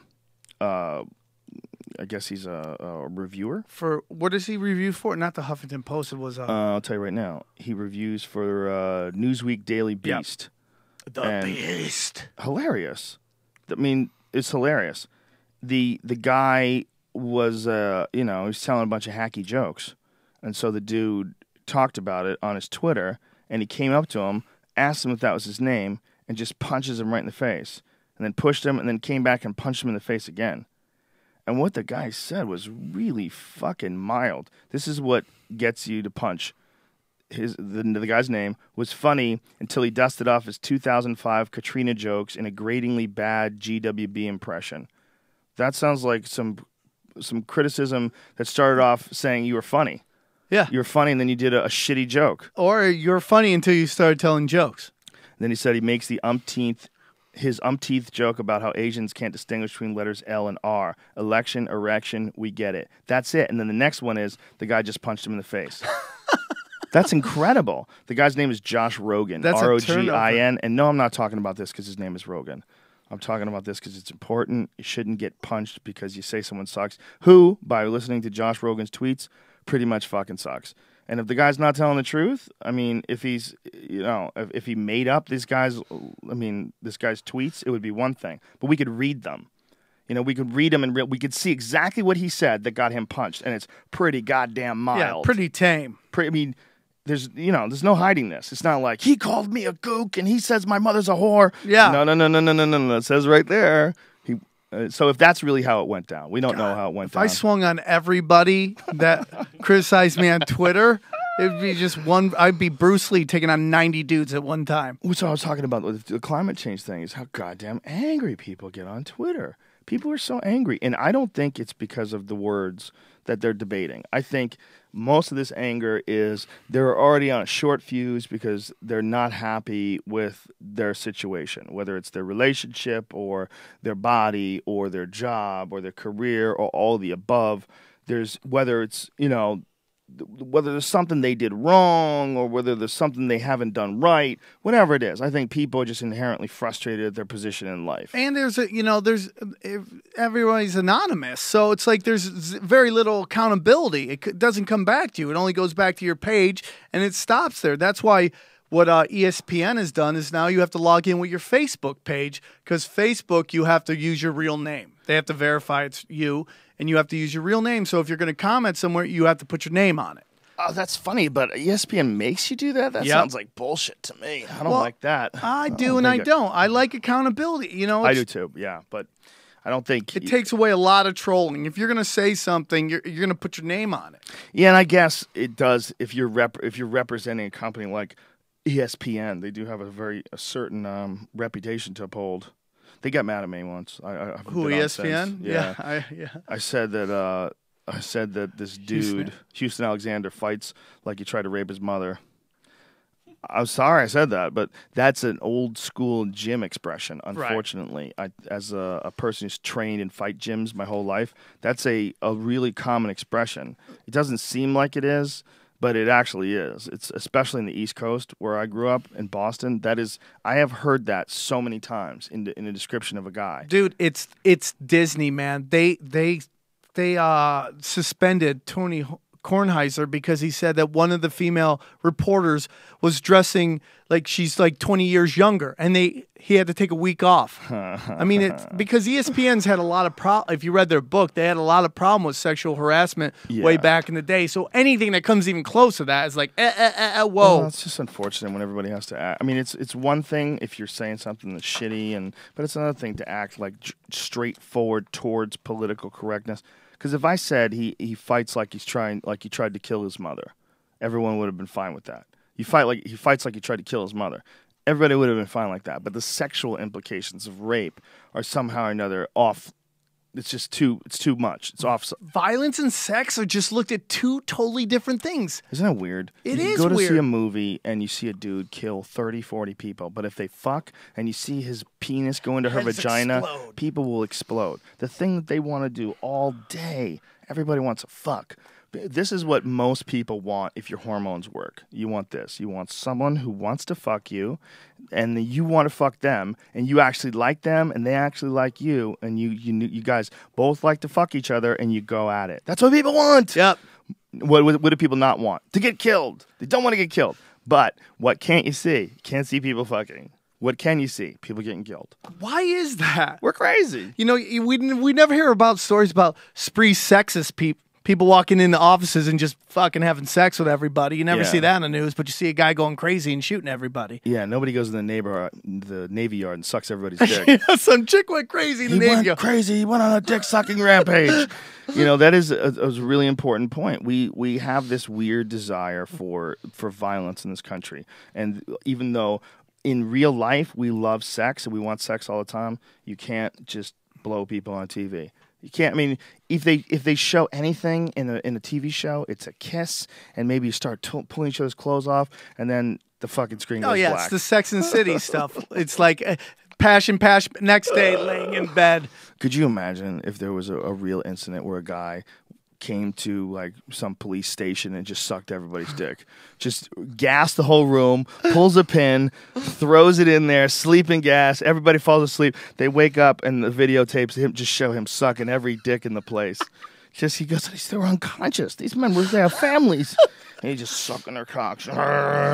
He gives them all Viagra anally, puts it in their ass, did you hear crushes about it up, crunch, crunch, crunch. The Russian chick? Yeah.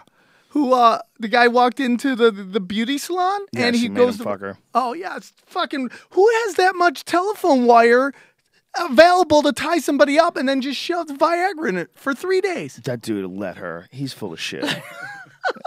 It's nonsense. He's full of shit. He fucked her. Look, I just think even if someone gave you Viagra, if you didn't want to fuck them, you probably wouldn't get hard. Viagra doesn't make you just get hard for no reason. You eat a Viagra, your dick doesn't just get hard. You have to get stimulated. I don't know, man. I've had some weird erections. I think he's annoying. He's probably just a dumb dude that wanted attention. She make me sex slave. That was the worst Russian accent ever, by the way. Dude, you got a future in voiceovers. I don't think I do. Believe in yourself. I don't. Did you see that dude where they grew a nose on his face? Yeah. Isn't He that had a crazy? bad car accident. Yeah. He's got a nose on his forehead. Well, he had a car accident, and then he got a nose infection. And in the middle of this infection, his nose actually, you can get necrosis. You can get like a really bad skin infection, and your tissue dies off, and they have to replace that tissue. Like sometimes with staph infections, guys have to get. There's the dude. Yeah, but they're See growing his nose, right? Yeah. They're growing. Well, you know that woman who was on the Time magazine cover with her nose cut off? Do you know? You remember that? Yes. Was it Time? Whatever it was, a famous case of violence against women in Afghanistan. She was given away as Horrible. insanely horrible. she was given away as like as property, as like, you know, the parents owed money or something, and they gave her away. Oh my God. You know, having little girls, man, and the idea of that about giving your little girl away to somebody is so horrific to me. It's so impossible to even imagine. I've been to Afghanistan. They are half-ass backwards. I'm sorry, man. It is medieval times over there. How many times did you go there? I went there once, and we were actually there when the big prison break happened. That kind of changed the momentum of the war. They had this big inside job where 300 extremists got out, and they kind of changed it, and we couldn't leave right off the bat because of the whole thing. But It happened while you were there? yeah, Whoa. What'd that feel like? it was scary, man. I mean, it was scary things, but, you know, it's like if I do USOs, man, I would prefer to go into a war zone and entertain the troops. They're very appreciative, and you feel like you're doing something for them. So I'd rather go into that than go. I've done bases on like Guam, where it just there's no, and I'm glad there's no war going on there. But it's just like they're just a base, and they're okay with it. But they're like, yeah, whatever, you know. But you go into we went to a base called the Alamo because it was surrounded by locals, man, and they were so thankful. I mean, they were totally every joke just was this giant Def Jam laugh. Wow. Boom, boom, boom. Just huge laughter, man. I would much rather do that. Wow, that's really interesting. Do you still do it? You still go over Just did one. We went to Bahrain, there? Wow. where like all the missiles are in case Iran decides to, you know, get a little crazy. Well, that's the place where Amber Lyon got fired from CNN or left CNN because of she did this detailed report on Bahrain, and they turned it into like a tourist piece. Like, you should visit Bahrain, beautiful downtown Bahrain. It's weird when you go to all these places how much American culture is everywhere. You know, Aaron Cater used to have a joke about that, about how you know, like he'd go to the Middle East, do entertaining. They'd be like, America is a paper tiger, you know. But what do you want? Do you want KFC? You want TJ Friday? And it's true. You go there, all of our stuff is everywhere. Yeah, those big corporations McDonald's, like Coca-Cola. Subways, Little Caesars. I mean, who the fuck? Where's a Little fucking Caesars? It's in Bahrain, dude. Do you know that Subway is the biggest chain in the world now? Yep. Bigger than McDonald's? Surpassed it. Yep. Isn't that incredible? Yeah, man. I mean, people like that fake meat, bro. Is it fake? Oh, yeah. I mean, well, alleged. No, it's real meat. Get out of here. I mean, you can eat it, but What's meat? What's I fake hear it's about it? processed. Of course, it's processed. Yeah. Well, if you want it preserved. I love Subway, by the way. I don't want this to be like an anti-Subway thing. I eat that thing all day, buffalo chicken, till I die. I was in Chichen Itza, going to see the Mayan pyramids, and we passed by this huge sign for Coca-Cola, a big billboard in the jungle for Coca-Cola. I was like, this is so weird. Right? Coca-Cola In the is middle- in the jungle? It's really strange. Well, Like, there was a whole thing that McDonald's had expanded as far as it could expand. That, you know, like these fast food chains, they make as much money on selling franchises as they do on selling burgers. And the one thing was that they had expanded everywhere they can. They can't expand anywhere else. yeah, there probably was no more spots where they could be and was viable, but Subway had a new niche.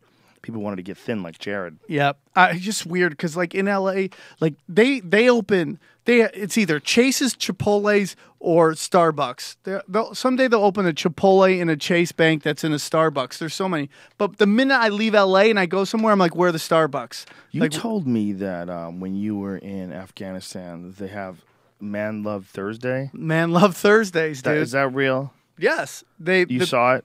Well, I didn't watch guys go butt fuck in the mountains. No, I didn't. But people told you about it? Instagram that shit.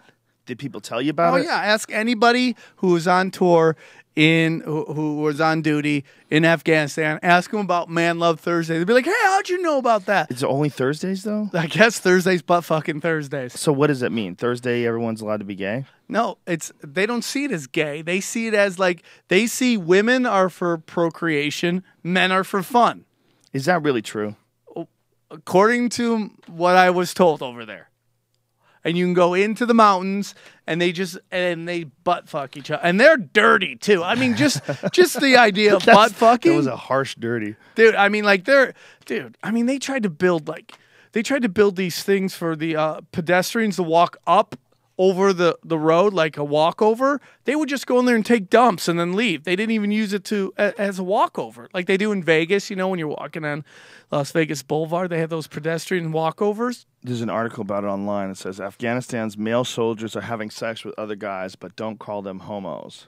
Well, there was also something where like they were like their soldiers. They would have a young boy who would have to service everybody. Check this. And they had to tell the soldiers, don't get upset about that. What? Yeah, don't get involved. That's their custom. Whoa. Well, we know their custom is that the young girl that died, she was sold away to marriage. She was 8 years old. She died after having sex with the guy. Let's listen to this. Afghanistan's, the article is in Queerty, free of an agenda except that gay one. Queerty.com, queer, like instead of QWERTY, Queerty. How excited were they when they got that domain That's name? funny. It's We hilarious. got it. As I love the title too, free of an Can I agenda. use the restroom except while the you gay read one. this? Yeah, go ahead. And it's talking about. It says Afghanistan's male soldiers have sex with other guys, but don't call them homos. And it says it's really interesting. It says America's gay soldiers have a unique struggle on their hands, whether to hide or be open about their sexuality.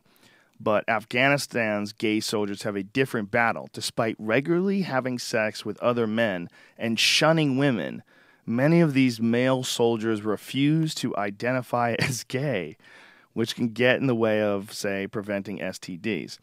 You need only watch the CNN clip below where 3 gay American troops speak of the need to repeal Don't Ask, Don't Tell, which it has been repealed now, I believe, to understand the difficulties of being gay in the U.S. Armed Forces. Let's see how old this article is. It's from... Man Love Thursdays has its own post on Urban Dictionary. It's the article. It doesn't say where it's from here, unfortunately. It doesn't say what year. So it's before Don't Ask, Don't Tell was repelled. So I don't know. Repealed, rather. For these Afghan soldiers, however, having sex regularly with other men is no big deal. Just don't call them gay. An unclassified study from Military Research Unit in southern Afghanistan. That's a funny statement. An unclassified study from a military research unit in southern Afghanistan that's looking into gay sex details how homosexual behavior is unusually common among men in the large ethnic group known as Pashtuns, P-A-S-T-U-Ns, Pashtuns, although they seem to be in complete denial about it. What's a new unclassified study of Pashtun men? Oh, that's what the new unclassified study revealed. These men admire other men physically, have sexual relationships with boys, and shun women both socially and sexually, yet they completely reject the label of homosexual. The research was conducted as part of a long-standing effort to better understand Afghan culture and improve Western interaction with the local people. When you read shit like that, and you read that, like, people are dying over there, and you think, like, the idea that they're going to try to change this. You think about what they do when they marry off 8-year-old girls, cut women's noses off. They do this kind of shit, pretend they're not gay while they're fucking each other, and be homophobic at the same time. It's absolute madness. It's reality your way right away. It's like custom-made reality. This is what they do. This is how they figured out their way around it. The Pashtun men interpret the Islamic prohibition on homosexuality to mean they cannot love another man. But it doesn't mean they can't use men for sexual gratification. What an interesting little gray area they found. Yeah, there's a little fine print right there. It's sort of like prostitution is illegal, but if a girl is naked at a strip club and she rides your dick and you come in your pants, that's all good. If prostitution is illegal, but if I buy you dinner and then we have sex, I spend the same amount of money on the date, and then I have sex with you, it's perfectly legal. Or pay for their housing or something along those lines and just keep them on the payroll. Like there was Kathleen Madigan was here, and she lives in this certain part of Hollywood where they have all these like really nice bungalows, really cool small houses. And she was like, that's where the studio heads used to keep their mistresses. They used to like put them up in these houses. It was like so common that there was a whole neighborhood of mistresses. That's hilarious. Stop and think about that. I mean, if prostitution is illegal, what's going on there? Well, there's that whole website, sugardaddy.com, where a lot of, young female ladies from Hollywood are on, and it's guys with money looking for, companionship. It's a good place to get poisoned. What do you mean? If I was a chick that was looking to steal a guy's money and poison him, that's where I'd look. Go. Gotta find your sugar daddy the old-fashioned way. Getting a sugar daddy on the internet, Jesus Christ! These Whatever kids happened to haven't made- old-fashioned? Whatever happened to old-fashioned interaction? You Two kids people with your looking at each other. Tinder. Two people looking each other in the eyes. Not that getting to anymore. know each other, having an understanding, person to person. It's really primal now. Either you're pretty or you're not. Not just looking online, not just being some creepy old dude with a credit card going, well, I'm willing to settle. I will buy your rent as long as it's less than $2,000 a month. Right? I don't have time for a woman in my life. I'm 72 years old. I like my balls licked. Well, I was in when I was in Diego Garcia, What's which is that? this small island in the middle of nowhere, and Wait it's a a minute. it's a Hold on. military island. There's an island named Diego Garcia. and they don't know who that dude is. That's ridiculous. Did they just run out of names? No, it was that when they got there. That's the name of the island. Who named it? They don't. Whoever was there before them. It was some Portuguese explorer who just randomly found this island. That's hilarious. What a dickhead. He named it after himself.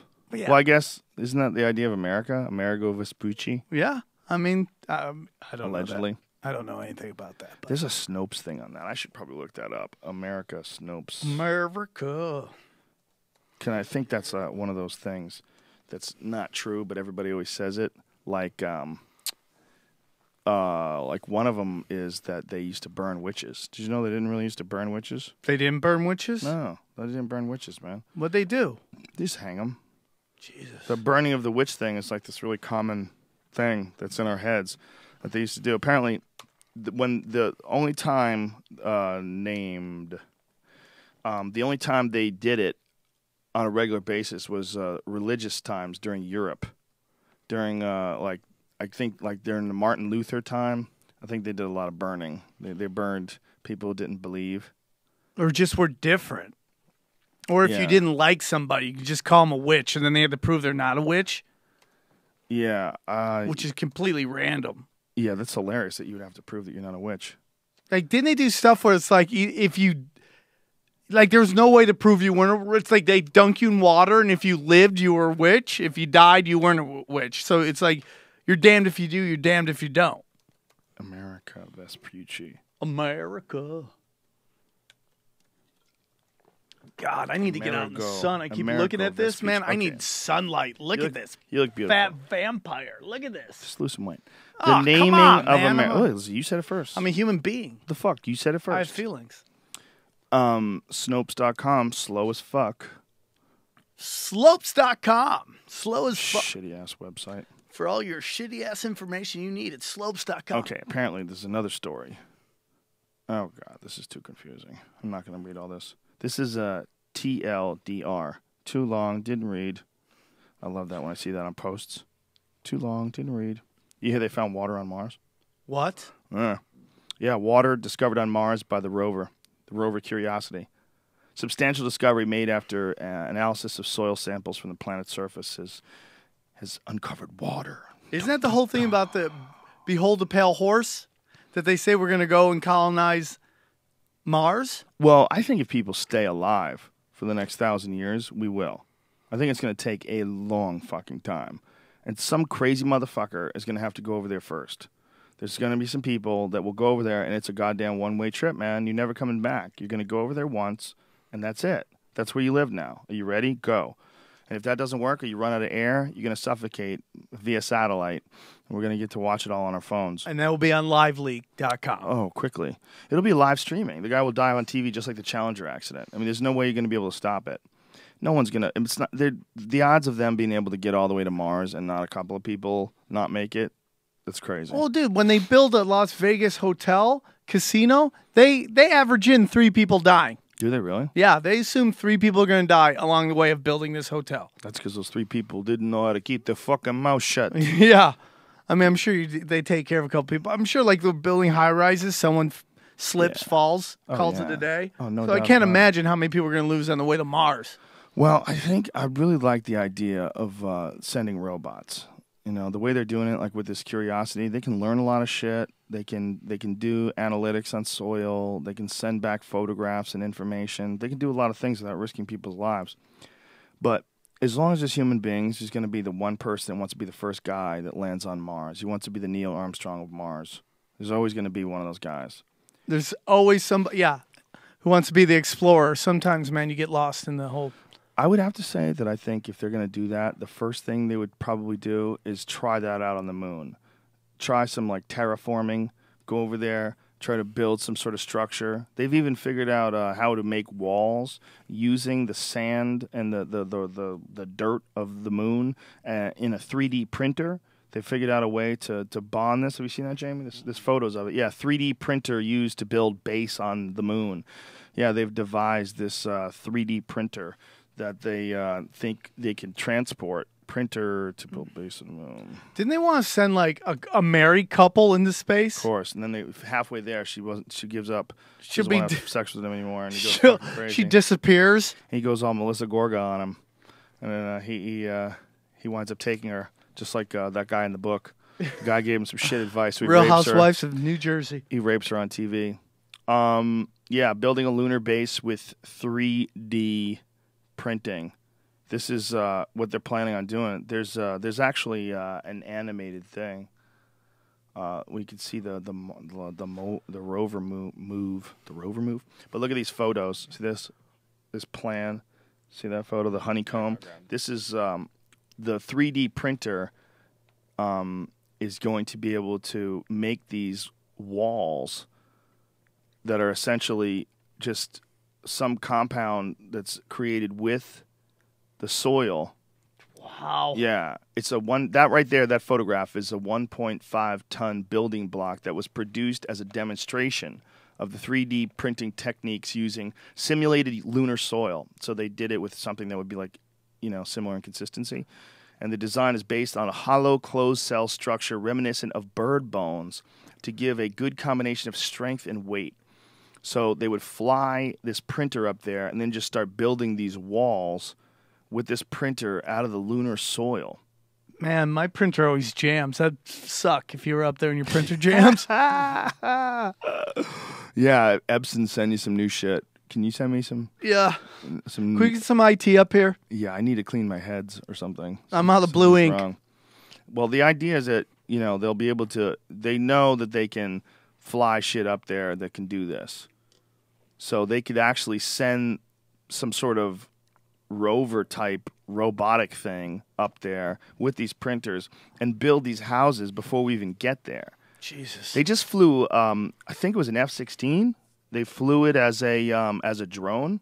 They successfully flew it and landed it, and they achieved supersonic speeds, all done completely as a drone. That's for the first time. Where did it land?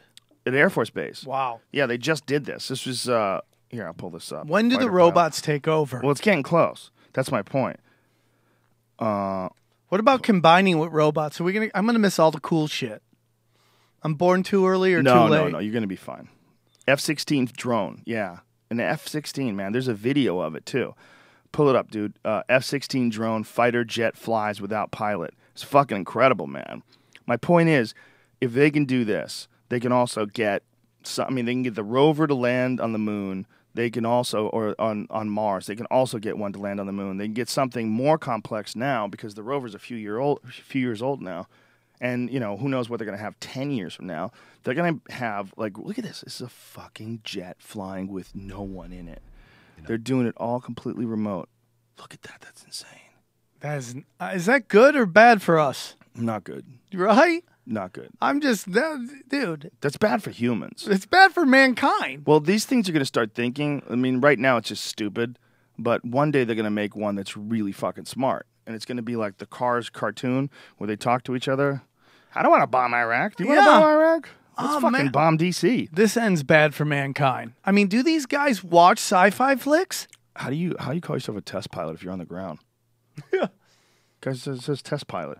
This is why I became an engineer. This program is to me, the epitome of my career. This is what it was all about. To be able to take this airplane. All about enslaving mankind. Yeah, our robot overlords. That's what it's all about. God. Yeah. You know, when the opening sequence of the Terminator movie, the first one, where the Terminators are walking around, you see them stepping on skulls and stuff, and you see those giant flying robots. Like, that's drones, man. Yeah, 100%. It's real. It's all coming. I mean, whether or not they're actually going to be against humanity, my feeling is robots, unless we program them to have survival instincts, won't. So they won't see us as a threat.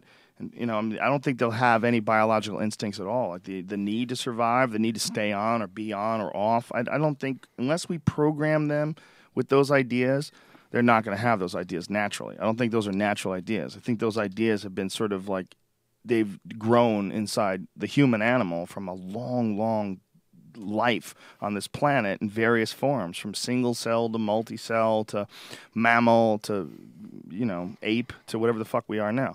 It's a long-ass process. How long till chicks start banging robots? And Real then we got to quick. compete with robots. Real quick. They're already banging robots. They already have, like, Sibians and dildos, and men just got the fleshlight really recently. Yeah. And the fleshlight is totally manual. You got to grab it, stick it in. You got to do it all yourself. Women have things that fuck them. Yeah. They have things that will fuck them. They have vibrators now in CVS. Women can buy vibrators and put it on and drive home.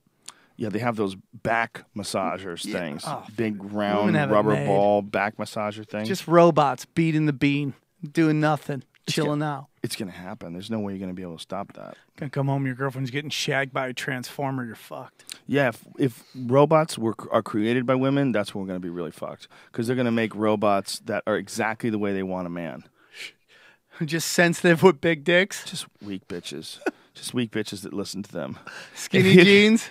I mean, if you could allow like really angry feminists to program robots to be a male robot to be anything they want it to be, how would those guys be? Would they be really sensitive and just fun to be around and really nice, or would they just be slaves, meek little emo, Alt comics. pale alt comics? Guys that just stand there in front of the microphone and don't even move. Yeah. And Just mentally easily to push around. alt comics. Oh, male feminist comics. They're just The male feminist. It's just I don't know why it's everywhere. It's Alt. It's Because like what the you said lead- earlier is that people don't want to catch up. They just want to stay lazy, and they want everybody else to slow down too. Yeah. It's dumbing the masses. It's not even dumb. A lot of alt people aren't dumb. They're very No, smart. they're very smart. They're just weak. I think sometimes clever is more important than funny sometimes. Well, they're trying to play to the back of the room a lot. There's a lot of that, you know. I think you see that a lot. And like, I'll watch something like, wow, that's clever. But I'm not necessarily going, ha, ha, ha, ha, ha, out loud. Well, we had Matt Fultron in here, and he was talking about how that kind of like fucked him up in his career because he used to write for the back of the room, and he wasn't writing for the crowd. And then he realized once he started going on the road, like, oh, I fucked up. Like, I'm writing for a bunch of people that are like cynical, and they've heard every joke in the book, and they don't really want to see comedy anymore. They want to see something Train wreck. unexpected. Yeah. Animal attack. Well, they want to see something unexpected. They want to see something that's not really stand-up comedy. They want it to be like ironic. But when when you pay money to go on the road and you're in Buffalo and you got to do stand-up at a comedy club, that ironic shit ain't going to fly. Nope. And so he was saying that he found that I was like, oh, I was writing jokes for comedians. I wasn't even writing for humans. Well, it gets interesting when you do every level of comedy. Like open mics, you're playing the comedian. So you kind of got to learn.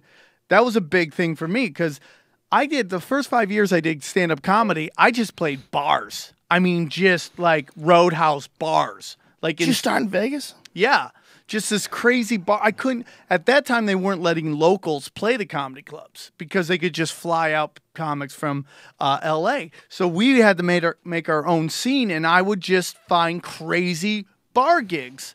Like anywhere I could perform. Like we would go in between bands. Like you'd have band, like hard metal bands playing, bring out the comedians, and I would have to go out and just deal with all the hecklers, shut them up, and then bring the other comedians on. We would take any kind of gig like that. Now, when you started, what year was it? Oh, like I've been doing it for like 16 years, so like 90, 96, 97 maybe? Whatever. So 96, 97. What was the scene like in Vegas? Like, how did you start out? Dead. How would you start out if you're... When I started, there was one open mic every other week in the entire city. There was nothing. Nobody had been been doing it. And I was like, I got to get up. So I just decided to create my own comedy gigs. And what I would do is I would just, every night, I would find a dead bar. I'm like, your bar's dead. Let me have the night. And I'll get it going. And I would create an open mic in which I would host. And I would do, get the crowd going, deal with the hecklers, bring up the comedians. And then I had my own improv troupe, which we started, and we got into all the station casinos. So I had open mics going one place, my improv troupe performing another place, and that's just how I performed forever. That's very smart, man. That's very genius of you. It's kind of how I am right now. It's like I have a certain style of comedy I like to do, so I create my own environment in which to do it at, which is, the Naughty Show or the, comedy rap battles and stuff like that. That's what I enjoy doing, so I create a brand. That's very smart of you, though. It shows a lot of get up and go, that you go, all right, you know what? Someone's got to do this. Let me put this shit together. I wish I could play a little more ball, too. I'm so focused on creating my own things. I'd like to do just the normal stuff, too, but I really enjoy these shows. Like, it's what I enjoy doing. That's why I'm very passionate about it. There's nothing wrong with that. What I'm saying is it showed a lot of get up and go on your part to, like, start these nights and put these things together and have comedy shows where there was nothing else there going on. A lot of other people go, I can't do it in the city. That was a very ingenious sort of a way, a workaround, very industrious of you. Like, so there's a way around this. Bitch. Yeah, I go, if no one will book me and there's no shows, I got to make my own shows. I was just, it's very blessed that growing up, we didn't physically fight with each other. We just racked each other. We were like verbally vicious. All my buddies in high school, all of them were like victims of divorce. They were kind of hurt children in a weird way. They were like they had a weird family. They came from loving parents, but the parents were divorced. It affected them. They were kind of like hurt children. So we were vicious with each other. I remember like moments where we go to a local pizzeria, Pontillo's, and whoever got sat in the wrong seat, you were going to get pounded on all night by everybody, and they wouldn't let you up from the booth, and it would just boom, boom, boom, and you would just get vicious. And I just learned to not take it personal and just hit back. And it's like, to this day, that's really helped me with hecklers. I just, I don't really think, I just react now. So, yeah, I mean, I had always had something like that. It was just where I came from. Do you find, though, that when you're dealing with an actual polite crowd that wants to hear material, that you're like, hey, how come no one's throwing anything at me? It is weird. Yeah, well, I have to learn to tell them how much I like them, too. That was my transition. I had a problem with that when I went from bars to do nicer clubs. Comedy clubs. It's a different transition. I was ready. I was like, not ready, but I was used to combat comedy. I didn't do what you did. I never created my own thing, but I did a lot of bars. We did a lot of bars, but they were already created for me. I got super lucky. I came along in Boston in the 80s. There was so much work in town that you never had to leave. You could be a full-time professional comedian and work from 1 to 2.5, 3 hours drive at the most for gigs, and you would work almost every weekend, every day. I mean, you could do whatever you wanted. There's so much work. During the weekdays, mostly free stuff, where you would take your time and get tight. But then on the weekends, and it's a lot of weekday gigs, there's just, drive to New Hampshire, drive to Western Massachusetts, drive to Maine, drive to Attleboro, drive to Marlborough, drive to here. And you got to used to these really fucking terrible places, standing on top of milk crates and nobody's paying attention, the hockey game's on. I went to Montreal before I ever played before I was a regular at any comedy club. When you say Montreal, you mean the festival? I just came to LA and I was just a ball of fire, and I got picked up and they brought me to Montreal. I didn't even know what it was at the time. The only time I'd ever played the club was about a year before. I'd opened for Nick DiPaolo at the Riviera, which was booked by the guy who eventually went on to be on The Sopranos. Steve Sharippa played Bobby. Yeah. The big guy. So that was the first time I ever played a comedy club. I never guy. really played. Great guy. Steve Sharippa's awesome. You know what, man? Once in a while, I rub people the wrong way. I don't know why. Just people in authority. I make them nervous. But there's certain people that were notorious for being prickly. They were always really, really nice to me. Like Dan Murr in Tempe Improv. You'd always hear these crazy stories about him, but he was the nicest dude to me. I was so thankful for it. And Steve Sharippa was the same way. Like this guy who was a notorious thorny dude, nice dude, but could bust some balls. Always really nice to me. Sharippa is just fair. If you were a douche, he would just call you on it. That was what it was. You're not a dickhead. He's fine with you. I never had a problem with Sharippa. He's a great guy. Was just really nice to me. Gave me spots. Made me feel like I had a chance in something. I was the first comic to ever get booked twice at his club out of Vegas at the time. And it was just such an amazing feeling. And working with Apollo was just like who I'd always looked up to. It was real fun. It was great because I was performing with him and he was having a fight with his girlfriend at the time. I mean, a full-on like brawl. It's like before he got on stage, they'd be screaming at each other, go up and perform, get off stage, tell me what a great job I did, and then go back to arguing with his girlfriend.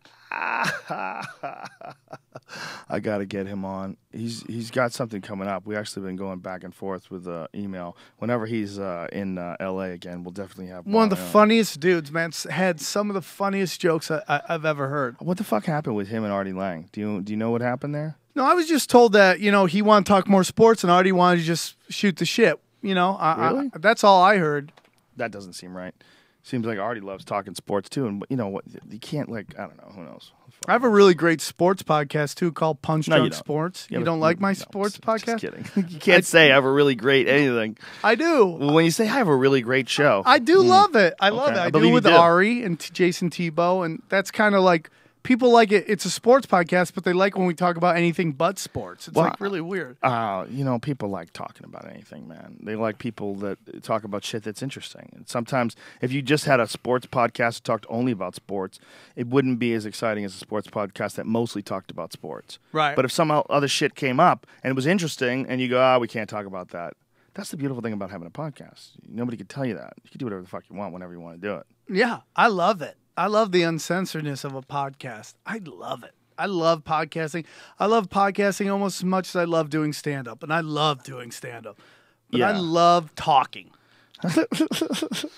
I'm with you 100%. I agree with you. Saying my opinion. I have opinions, and some people get really mad at me. They get so angry that I don't share their opinion. But it's just like I'm just talking. That's always going to be the case, man. There's always going to be a bunch of people that get pretty pissed off. They do. They get angry with me. People are real rigid in their ideas. They wish me death. People are rigid in their ideas, Sam Tripoli. I just in the middle of nowhere. It's like, and I don't agree with you. The things they say to me. Climate change is not real. Right? It's just the things they say to You me. fucking moron. They're so vicious. I think a lot of times they just want you to respond. That's exactly what they want. Yeah. But I would never. Back when I was growing up and I met somebody famous, I would never be vicious to them like that. Can you even imagine, though, what it's like growing up in this age? Where anybody you like, you just reach out and tell them they're a cunt? Yeah. Well, it makes nobody famous. There's nothing to aspire, that's not true. It certainly makes people that other people talk about a lot. If you're Puff Daddy, you're famous no matter what era you live in. The difference is you're no longer beyond reproach. Someone can get a hold of you and go, your fucking album sucked, a big fat fucking pile of shit, fuck you, you queer. You can say whatever you want.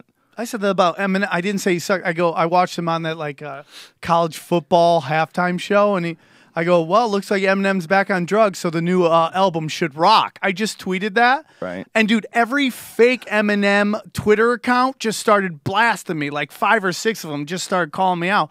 And it was just some random... I didn't even hashtag Eminem. And it wasn't even Eminem that said that. It was just random people. Fake Eminems. Eminem fans. Well, you put out a little hate. You got a little I hate didn't. back. I don't think that was hate. I said it was going to be a great album. They don't want to think that it's the alcohol or the drugs that fuel the creativity, Sam Tripoli. And I don't think it does either. Comes from the genius. I think it's genius. You just happened to be fucked up when you came up with the idea. Have you seen? Well, you've seen the video. Folks who haven't seen the video, Jamie, pull up the video of Eminem tripping, so people could say Sam Tripoli wasn't talking out of school. I mean, he went way out of his way to look really fucked up. I mean, he was working it. Are you talking about the video of Eminem, the one that you commented on? Yeah, it was yeah, dude, yeah. That's like the Molly is hitting. Well, he leaned forward and everything. He made it like he was. Look at him. Some of you may know him as. Come on, I've been Look there. at him. His mouth is wide open. He's leaning forward, severely leaning forward. He's rolling his eyes side to side. I've been there. I've been on shrooms. I've had that moment where I'm like, is this real life? Is this his video they're playing? They probably played a cut for it. He was joking around. obviously joking around a lot. Maybe. I don't even care. I'm not judging. He's barely paying attention. Some old dude with a fucking suit on. Brett Come on. Musburger, who's great. He's just like one of those old guys who just doesn't give a shit. One of those old football guys. Sometimes you can go to 3. Yeah, no, he's done. He's done now. Now he's back to normal. Yeah, man, you put some hate out there, Sam Tripoli. You got it back. You say it's hate. I say it's love. Okay. I ain't judging. Who I am I agree to with you. judge? I've done my party in my day. Well, the point is that there's a lot of hate out there online. Well, there's a lot of emotional reaction People to want you the to hate. think their way. They want you to like what they like. They don't digest. They just see a word and they just react to it. It's Did like, you see Adam Levine and Lady Gaga got into a little Twitter beef? And Lady Gaga owned him really? with one line. Because Adam Levine was like criticizing some of her work. Like, you know, hey, I'm proud. He was like, I'm proud to do pop music, but this is blah, blah, blah, blah, blah. And so, you know, something about art. And so she comes back on. She goes, oh, look what we got here, guys. It's the art police. Yeah. Oh, guys, the art police is here. Come on. Look at his quote. I unabashedly love writing and performing pop music for both myself and in capital letters. Everyone around me. That's it. It doesn't need any extra sauce. Shut your hole, pretty man. Oh, my Shut your God. dumb hole. That's really funny, man. That's really funny. She's had some beefs with a couple people. Yeah, Her and whatever. Perez Hilton and Madonna, the three of them were going Oh, at look it. at his quote. Scroll it up. What did he say? Methinks those dost protest too much. Yikes. Thou dost protest too much. Shut up, dude. Really. By the way, I'm not an artist. I sing in a band and I make music with my friends. Oh my God. Yeah, that's a self-inflicted wound right there. Well, not only that, what he just said, I'm not an artist. If you're not an artist, you need to shut the fuck up. If you're singing and you're not an artist, what are you doing? And I don't feel like she protested too much. How is that though? How is he not an artist? Like, what are we pretending? Yeah. Who Are you shits on pretending that himself? singing is not an art? Like, why are you pretending? Are you being self-deprecating there? I just feel like he shit on himself. You've just basically say what you're doing is not artistic. It's foolish self-deprecating behavior is what it is. Deprecation. Oh man, he put out that one album where he just broke up with his girlfriend. Obviously, she'd ripped his heart out, and it was a pretty good album. But the whole album was about her basically breaking her heart, man. Breaking his heart? Yeah, the other way around. Whatever. He's a dick. Just that. That's silly. Why do you give a fuck what Lady Gaga sings? You I know? don't know why white guys. You know, it goes I back to your joke. shouldn't say he's a dick. Maybe he's a nice guy. He was drunk. Maybe he fucked up. Maybe he's in a bad frame of mind. I don't know the guy. Just, it goes back to your joke about all these sensitive white band guys. There's a lot of that out there. It's A lot of those guys that it's get your into that joke, position dude. too. There's also the thing that happens when people get into that sort of position of prominence where they feel like they have to stand up, for what's their idea of what's right. So him shitting all over her music, like, come on, I unabashedly perform pop music for myself and in capital letters, everyone around me. Like, come on. Just that sentence shows me you're not that bright. That's a not very bright sentence. It's like comics who call out other comics on like material and stuff like that. Oh, you can't do those kind of jokes. Yeah, what do you give a fuck? I've never called out anybody for anything other than stealing. That's why I agree wholeheartedly, brother. That's the only people I got problems with. We both have friends that suck. We know them. We know those. There's a few that hang around the store. They've always been terrible. They're always going to be terrible. I hug them every time I see them. I don't care. Right. As long as you're nice. As long as you're nice off stage, I don't care how you are. Yeah, I mean, as long as you don't get crazy and want to ask me advice or, try to get me to rewrite your jokes. Get a loan. There are some bad conversations that I've been, how do you think I should fix that bit? Like, oh, come on, man. This is not even possible. I can't help you here. Yeah, it's hard to tag somebody else's stuff. Not just hard to tag. How do you make something funny that's not funny at all? Right. And someone comes up to you and I'm having a hard time with this bit where I eat babies. I can't fucking clean it up. The problem with me is I've watched so much comedy in my life, I can see when the tricks are coming. There's tricks. Comics do some tricks. I'm not judging them. It's just the way it is. It's Jedi mind tricks. It's whatever. I can I've watched it for so long. If I know your act before you walk on stage, I just can't watch comedy. It's very hard for me to watch comedy right now, unless it's someone I've heard a lot about. You keep saying that, and I don't know what the fuck you're talking about. I got to be honest with you. You're saying that, and I experience just the opposite. I just can't watch. I it's think you're very just hard. around a bunch of shitty comedians. Maybe man. that's it. Maybe I need to find a funnier group of people. But that's no, really. You're doing some shows like some of those late night spots at the store or whatever, or open mic nights in certain places. You can get around a bunch of tricks. right, You're not supposed to watch those. You know when those guys are there, you get out of the room. I just can't watch comedy. That's I've not tried true. it. If Joey Diaz is going on stage, you're gonna Right, watch I him. can watch him, but those are the legends, you know. But it's very hard for me, and I'm not saying I'm anything better than anybody.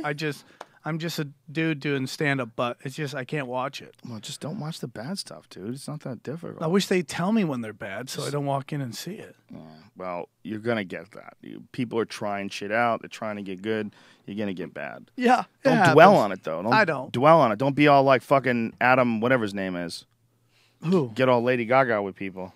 Adam, what's his name? What is his Adam name? Adam Levine. Pretty bastard. Love to sing for the It's ladies. tough to go through life being that handsome and not just get a delusional sense of your own intelligence. People like you so much. Beautiful cheekbones. Just girls, smooth just skin. Perfect amount of stubble. everything you want. Just can cross it off your list. Yeah. All your sexual must-dos you got. Mm-hmm. God, must be nice. Or not. It's not natural.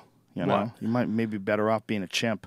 Better off just doing it old school primate style. That trickery of like being on a screen, singing a certain song, having them all going crazy and throwing panties at you. That shit's unnatural. When it comes down to it, he's got weak genes. Look at the shit he's writing. His little pea brain. What do you think he's bouncing writing around it his because fucking head. that's how he feels, or he knows that's what will sell? That statement that he said is a dumb statement. The whole thing about unabashedly make pop music, that's just something a dummy says. Like, I'm not saying he's dumb. I mean, he might not be dumb. Maybe it's just tough to get your expression out in 140 characters. Yeah. But what do you get? And it is. It is. You know, it's way easier to do this. I mean, think about some of the shit that I've said so far that I had to clarify in just explaining myself about him. Just You're great with footnotes. You leave- explain something, you have footnotes. leave Lady Gaga alone. First of all, this is what you should pay attention to with Lady Gaga.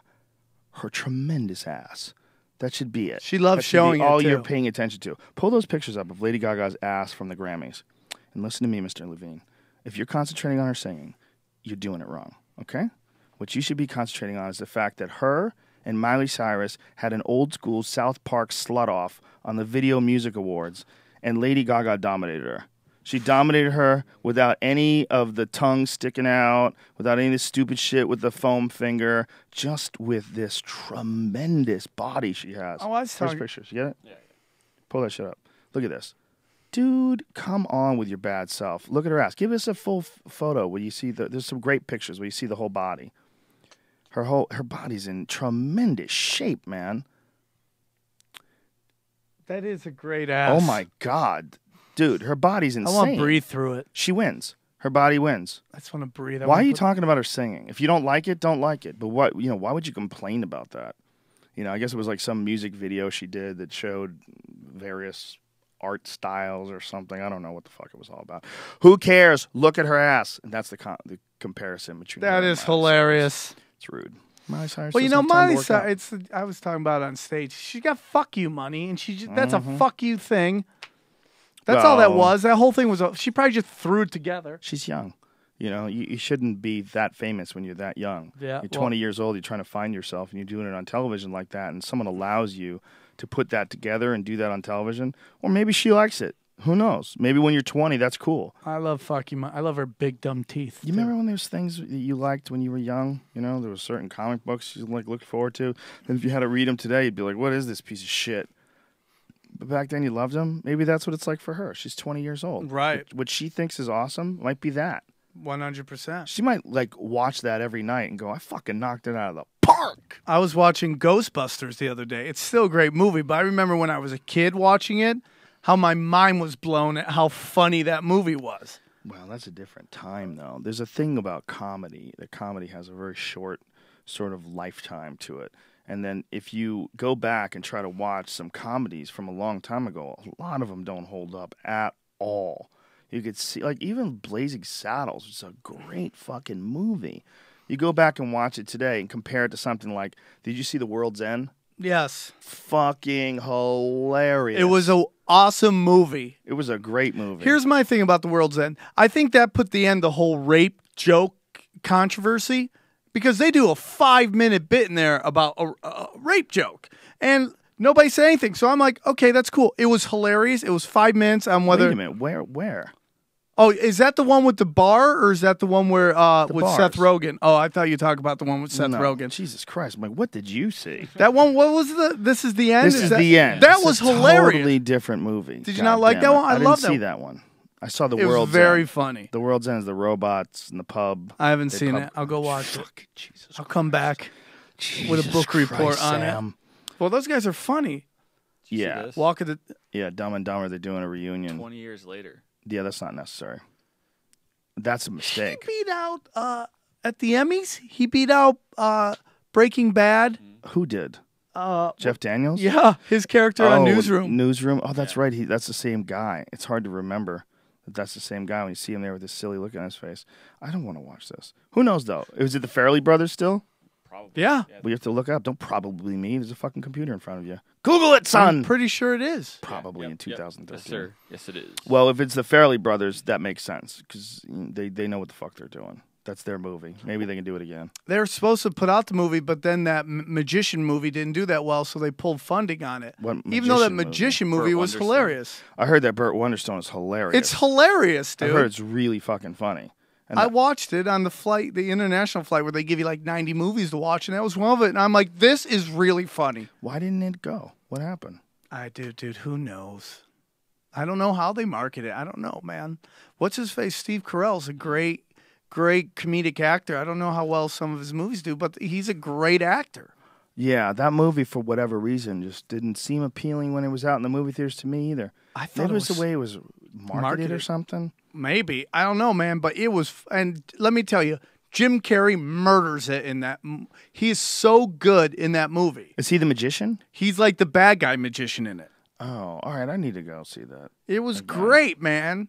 It was a great movie. I watched it on a plane, but I didn't watch all of it. But I was howling. I It was couldn't watch great. all of it though. And he was great. Jim Carrey was great in Kick-Ass 2. Yeah, that was good. I love Kick-Ass. Kick-Ass 1 was one of the best movies I've ever watched. In I did terms not of comedy, see Kick-Ass 2. It's good. I didn't. it's good. It's Really good. I didn't number see it. 1 is a little better, but that's hard to beat because it's such a great movie. Yeah. But that little girl in that movie is so smart. There's some of these child actors, you're like, man, how do they grasp that kind of emotion? Because they're brilliant. They're like, they all go on like Harvard and Yale to school and stuff like that because they're way smarter than the average kid at that age. Well, I don't think it's hard to act, man. I think there's a lot of Yeah, kids but- out there that can do it. I honestly do. Yeah, but I think there's some kids you see that they're just playing a kid. And then you see there's some who like Yeah. have the moment. That girl who's also in Let Me In, To be in Carrie, too. she's incredible. Yeah, she's really good, but I don't think that it's that hard to do. Okay, I'll give you that. I did a movie this year, and it was like, I'm like, oh, I should have done this before. But it's like, yeah, but some of these kids are just able to just nail this very adult emotion. Yeah, no, they definitely are, especially if it's really well written and they're really smart. I met Dakota Fanning, is that her name? Really young girl once. Very, very smart kid. Very smart. She's another one that was a brilliant young actress, but I always get weirded out by the idea because like Miley Cyrus, I think everybody should be able to do whatever the fuck they want to do. However, are you sure that's what you want? And are you sure you're ready to handle the repercussions of that? Because being a Miley Cyrus, it's got to be mind-bogglingly difficult to not go crazy. If you look at all of them, everyone who ever was a young superstar, how many of them made it through? Ron Howard, Jodie Foster, and who knows how crazy they really are. I mean, Right. they seem awesome. I mean, Ron Howard seems totally together, so does Jodie Foster. But think about how many of them went loco. Almost all much, the too rest of early. them. I know a couple. I know them personally. I know a couple of them that were famous when they were young, and they're fucking crazy, man. They're all wired wrong, just like moving around and working, but you're like, oh, this is where that is, and that's where this is, and how'd you get wired with that? Oh, you've been famous since you were 5, so that never even grew? Oh, wow. That's a Justin Bieber situation. You know, it's like, just seems like he's got everything. And I mean, his dad's his manager, but what can his dad tell him? I don't think when you could have outside influences, that's when things start going really crazy. Yeah, there's no doubt about that. There's no doubt that if you are a regular human being, like we all are, and you don't slowly get inoculated to the idea of fame, you don't develop some character, you don't get older, you don't get wiser, you just jump into it from the time you're a baby, your reality is going to be so much different than everyone else's. It's going to be impossible You're a wild to animal. relate. That's what you are. You become like a wild animal. You're not taught, a proper way to act. You're not trained in the proper way of being in society. So you're just reacting however you want to react. Well, I don't know about that, but you don't develop character the way a normal person does. Being accepted or rejected, learning how to How communicate you act, with people. how you treat people. Yeah, you're going to be famous from the jump, and that alone, having that royalty thing, being so much more. Look at Michael Jackson. Look at how many of them had to become that way. Donny Osmond might be the most normal. Yeah, because he still had his family. I mean, Still had Mormonism. Yeah, Keep it together. had a bunch of people, but then it's like Yeah, Joe Joseph Jackson Smith. had some crazy kids come out. But think about Michael Jackson. I mean, that fame is beyond anything anyone will ever get to. I mean, he was the biggest thing on the planet. He couldn't leave his house. So every day he's like probably looking at himself in the mirror. And just imagine if you looked at yourself in the mirror all day, every day. It's just like you'd start nitpicking yourself. Yeah, you would start fucking with yourself, especially if you started changing things about your face. Like Oh, you didn't yeah. like your nose, Bleaching your skin, just you wanted to get your lips thinner. Yeah, he did a lot of weird shit, man. I wonder what he really did. I wonder if ever we'll find out what were the full extent of the surgeries. But he's the first guy in the history of television, film, everything that we watched become like a freak. Like went from, and I don't mean freak in a good way, went from being this young boy who's this brilliant talent to being this man who like hides and wants to be with children and has an amusement park and he's pale. He's a white guy for no reason. His nose is skinny. His lips are skinny. I mean, his face changed so radically. He might be the first guy that we've ever seen that has done that. The first person that we've ever seen that's grown from childhood to adult and become like this kind of crazy freak like that. and everywhere you go, there's cameras. You can't go anywhere. You can't do anything. I mean, that's just too much fame. But the comparisons of his face when he first started and then what he became over the years and what he looked like before he died, it's really, really shocking. First of all, who the fuck are these plastic surgeons? How come nobody knows who these people are? Like, we know who the guy is who gave him the drugs that made him die, but nobody knows who did all that work on him. Like, that guy did a terrible disservice. Yes. Like, what did you do? Like, that dude needed a hug, and you thinned his lips out.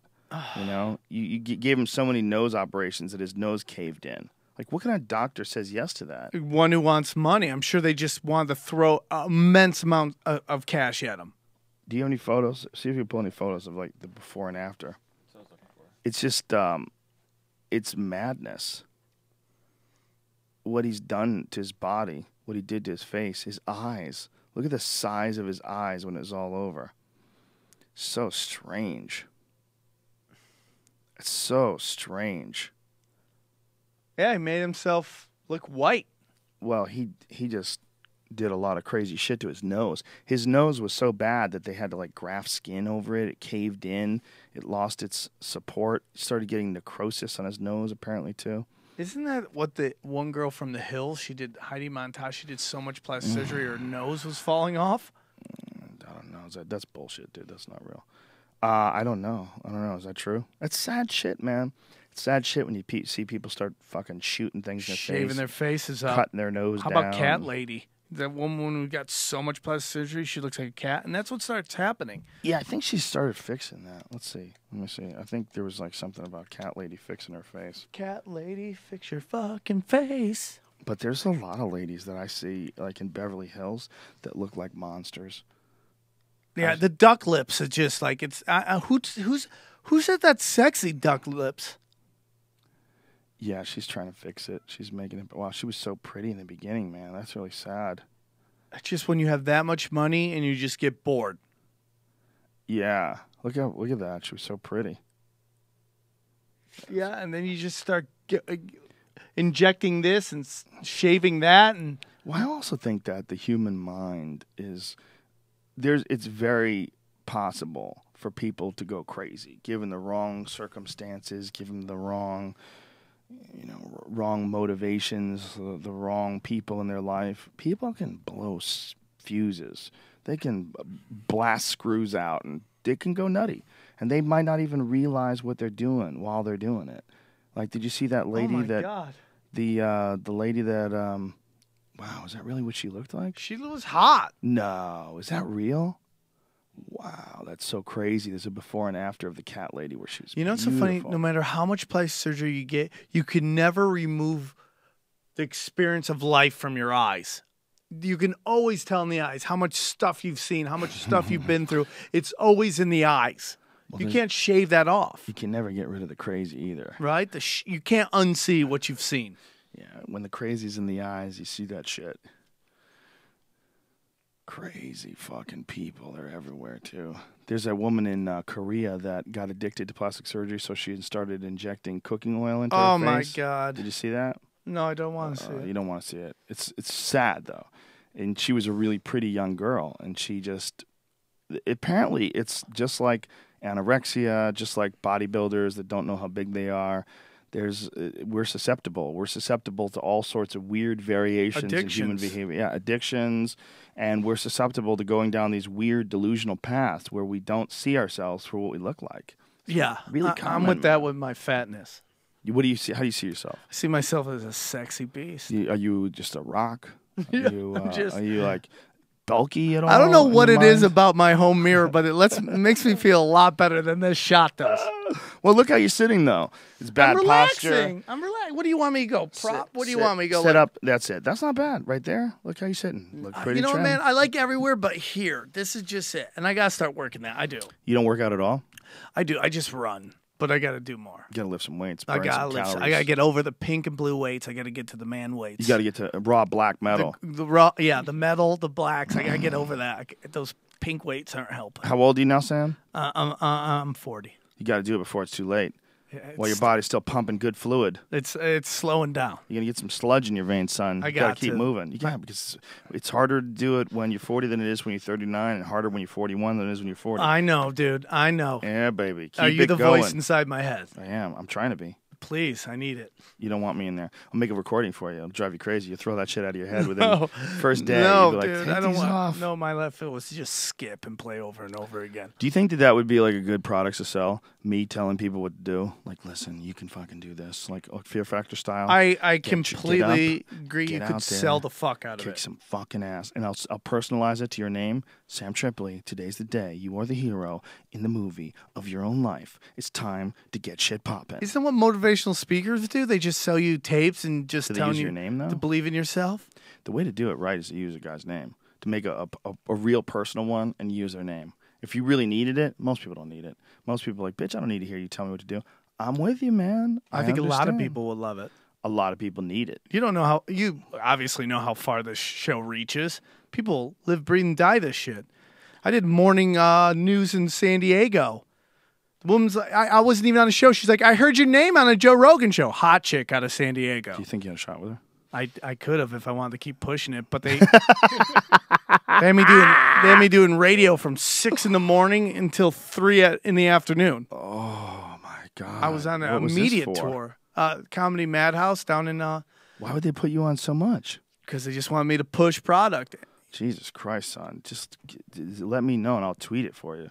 That's ridiculous. Don't do that. Yeah. Well, I like doing it. I like going in there see if I can rock it. But man, that was longer than it's ever been. It's good to rock it, but you also need to get some sleep before the show. Well, it affected my show. Oh, it does. My first show, I was just like my energy is just really whacked right now. Well, especially because most comedians, and it's not an excuse, but the reality is we have a certain sleep cycle. We go to bed at like 2, 3, 4, even later in the morning. Like people have said to me like, oh, you were up pretty late last night. I saw you tweeting around 2 a.m. I'm like, bitch, I just started writing at 2. Right. Like, I went to bed at 8. What time? You usually go to bed what time? I go to bed in the morning. Really? Yeah. Like what, like 6? My kids go to bed really early. They go to bed at like 7-ish, 7:30. I read them stories. By 7:30, they're conked out. Like they got to get up in the morning and go to school. I can't write until the house is quiet. You can't, trust me, you cannot write dick jokes while you got little girls I screaming. totally understand. Playing Team Umizoomi and running around your house. Like, they, and you also have to pay attention to them while they're awake, while they're home. That's when we have fun together. And when it's all done and everyone's asleep, then I can get into my shit. Daddy goes to work. And sometimes it lasts a long time. Like, if I catch a wave, like if I'm on a roll, like especially if I'm writing a blog or like lately I've been writing a novel actually. I started writing it a few weeks ago. I've been obsessed with this. But You put out so much content. yeah, I got a lot of shit in my head, man. Trying to get over my childhood. Hey, that childhood made you who you are. Yeah, absolutely. Everybody should have a shitty childhood. Makes you awesome. Hey, man, if it was handed to you, you'd be lazy. Yeah, there's a little of that too, but also I enjoy the creative process. I really enjoy it. The only thing that keeps me from doing it is distractions, whether it's playing pool or doing jiu-jitsu or other things in my life, or watching TV or something like that. Those are the only distractions that actually keep me from creating things. I'm at my happiest, not at my happiest, but I think a good source of happiness, I should say, I want to quantify it, is when something comes out. When I sit down and write something and it comes out. I love it. That's why I never understood joke stealing, because I love so much coming up with an idea, fine-tuning it, and presenting it to people, and the reaction to it. I enjoy, it's like I could do just crowd work. I could just rack the crowd for an hour, just do an interview, find out who they are, rack them, and they'd be happy. But that doesn't get me off. What gets me off is coming up with an idea in my head, fine-tuning it, tagging it, and then presenting it to a crowd and getting a reaction from 300 strangers or how many people are in the crowd. Well, that is what an artist is. That's why the guy saying he's not an artist is so fucking silly. You put together a song, you're an artist. Shut your hole, all right? Right. Stop it. And when you're an artist, you get that satisfaction of someone appreciating your art.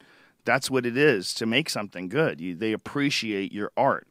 And that's what these people are doing. They're appreciating your art. You put something together, and the reward is when it comes out right, you get a big laugh from the crowd. Ah, ha, ha, ha. It's awesome. I love it when I hear, I'll go on the road and I'll meet some people who are fans of the podcast, and they're in the middle of nowhere and they're doing their own podcast. And I love that they're finding their own creative ways to put their things out that isn't necessarily like, hey, I got to get this podcast out because I need to have this result, which will lead to this and that. They just love the creativity. I always think that's so cool, man. Just to be doing your own thing. Like a lot of the Death Squad people in Ohio, they have this whole Death Squad network, and a bunch of them do podcasts, and I think it's really cool, man. The internet is filled with people that have their own podcasts. I get requests to listen to them every day. Someone says, hey, check out my podcast. Look, if you do something that's good, people will listen, and then they'll tell people, and so on, and it'll grow. And it's really that easy. I mean, I know I had a head start because I was already on television. I did a bunch of other things before I started doing my podcast, but it all just grew. The first couple episodes, like 100 people listened to it. Nobody gave a shit. It takes a while. I remember you talking about doing your podcast. I think you just done Adam Carolla's show, right? And you're like, hey, man, I might try to do that. Well, we actually did it long before then, but we never stuck with it. We did it on Justin TV. Yeah. We used to do it after shows. We used to do it this before anybody was doing podcasts. We were doing these live streaming things from the green room. We would answer questions. They had a little chat room. We would just talk shit for the green room. It was fun. And then one day, there was two people that inspired me. Adam Carolla and also Opie and Anthony. Anthony Cumia has a place set up at his house, and he has a green screen and a tricorder and the whole thing. I mean, TriCaster, and he has this incredible setup where he can pretend he's in Manhattan with the city behind him. He can make it like Africa. He can make it like space. He can do whatever he wants, and it's pretty fucking dope. Yeah. And I saw that. I was like, that would be fun to do. And so we started doing them on Ustream just, almost 4 years ago. It'll be 4 years ago, I think. I think it's 4 years, something like that. 4 years ago in December. That's a long-ass time. Have you ever thought about putting in a green screen? Yeah. Too much work. And now who gives a fuck? It's distracting, too. I have a bunch of shit going on behind you. This place is gorgeous. It's one more thing to think about, too. I don't want to think about shit. It's gorgeous. Thank you. Gorgeous like a girl? Yeah, I want to fuck it. You want to fuck my house? Yeah, I want to fuck your studio. Yeah. Well, we know what it is. It's what you can do if you can just design it from the ground up by yourself. I want a brick wall. Make a brick wall. I want a table made out of old oak. Boom. So that's not the natural wall there? You just put in a wall? I had that built. You had someone build a wall. Yeah, build a brick wall. Yeah, around through the whole building. You just like being in front of brick walls, like comedy clubs. Feels better. Feels organic. That's why I wanted this wooden table too. The wooden table feels like you feel it. You know, this got a life to it. This is reclaimed farm wood from a 100-year-old farm. Really? Yeah. They cut it down. Supposedly, they might have lied to me. They might have found this shit. It's made in the U.S., but it's really China. Tell this stupid fuck it's organic. Tell them it's gluten free. What is this screen behind us? This thing. That's some shit that the fucking people who produced the TV show, the sci-fi show, created. They put it back there. They thought it was important to have something back there. It makes the light look. Does a it do cooler. anything though, or is it just hangs out? Just chills. We can turn the lights on. For And chill- it turns look at different that! colors. Look at that. What, Lights we up just from get behind. swimming pool at night. Back But we there? don't. Look at that. It'll do that to the wall too without that thing. Those are just little lights that we have on the ground. Well, it looks great. It sets a great tone in here. Thank you very much, Sam Tripp. Very sexy. I'm glad you enjoy the ambiance. Very excited about working with you two this weekend. I'm very excited about doing as you can tell, I'm excited about the Comedy Magic Club. I'm going over my set because I want to rock it, but I also I'm not a guy who likes to go into a comedy club and be like, "Fuck you, I'm gonna do what I want to do." I love the Comedy Magic Club. I know they like it a little cleaner, so I'm working on what my gonna be set should be. clean? Well, I'm not going to be clean but I'm not going to. Listen, man. I don't want to. I don't know. I actually don't know what I'm going to do. Just rambling. I'm just trying to figure it out, like what I should do. Should You finished that Starbucks coffee. That's what it is. Is that coffee or tea in there? That's coffee. You got fired up, buddy. Yeah. Well, I got to figure out what I'm going to do. It's a weird thing because I'm working for you and you're like kind of do whatever you want, but then it's a club that's kind of likes clean. So what you're saying is you're working for me, but you're also working to impress the club so you can come back again. No, dude, I get that I'm not their kind of comic, so I get that, and it's a great club. They have me there once a year, maybe, but it's like I don't want to go in there and be like, just shit on the rules. That's not my way. Yeah, it's not rules, dude. Don't worry about that. Mike's fine. He's a good guy. He's not going to book you anyway. Just I do your get shit. that. Just I go- get that, but I don't go know. I have bananas. this thing that I'm like, I don't want to piss people off. I Done. don't know why. Just do your Even though I had a shit. guy throwing a chair at me this You don't weekend. have to worry about it. That's the store. I'm telling you. First of all, the store's haunted. You know that, and I know that. If I ever believed in ghosts and I never saw a ghost, there's an energy to the store. I This- saw a ghost one time. I had seen a ghost. Where? Well, one time I was in the green room and I was all alone and I was just writing and get my set ready, and all of a sudden I hear the in the shower. They have a shower in the green room, the main room. I heard the faucet just turning. I'm like, what the fuck? And the water started going. I'm like, dude, that's some crazy shit. Well, another time I was promoting the Naughty Show there, and I'd run into the lobby of the main room, and it was completely bright. And then I ran back, and I had to go grab something from my car, and I come back, and the room was dark. And I'm like, and Jeff Ross and his writing staff from his show were all there. I'm like, did you see anyone go through here and turn this off? They're like, no, nobody's come through here since you came through. I'm like, okay.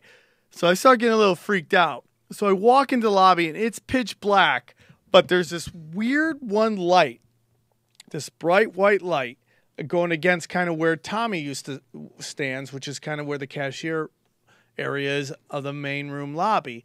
And it's this white light, and it's kind of a weird reflection coming from Sunset Street. It's like bouncing off. It's coming from there, bouncing off this glass door, and then it's hitting this thing. And I have no clue how the white light is getting there. And I'm just looking at it. All of a sudden, I see just this figure go right in front of the light. And I'm just like, okay, I'm fucking out of here. And I just went in the other room and made them go turn the lights on because I'm a big pussy. Oh. So you saw something go in front of it. Like this figure just go right in front of that white light. Is it possible there was some sort of a reflection from outside? It's possible, but I wouldn't put maybe it's possible. But all I know is that was light in the lobby. I come back, it's pitch black, and I just see something go right in front of this white light. You know, it's not impossible, man. I don't think that it's impossible. I've talked about it before on the show about how I believe it's like, I believe in ghosts because I think everything is energy and it's a transfer of energy. And you always hear like when ghosts happen, it's always when some violent crime had happened, which I always think fucks with the transfer of the energy when you get absorbed back in to the whole, the connection. When your energy goes and you get absorbed back in, some violence fucks with that transfer, and your energy ends up it's in between here and there. So that's where the ghosts come from.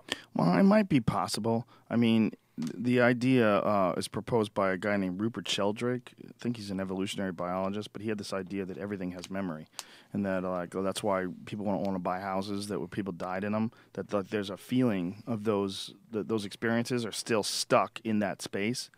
I don't know if that's true or not, but my dad is not a very he's my stepdad, but he's I call him my dad. I don't really know my real dad, but he's not a very he's not a spiritual guy, not a woo-woo guy, not religious at all.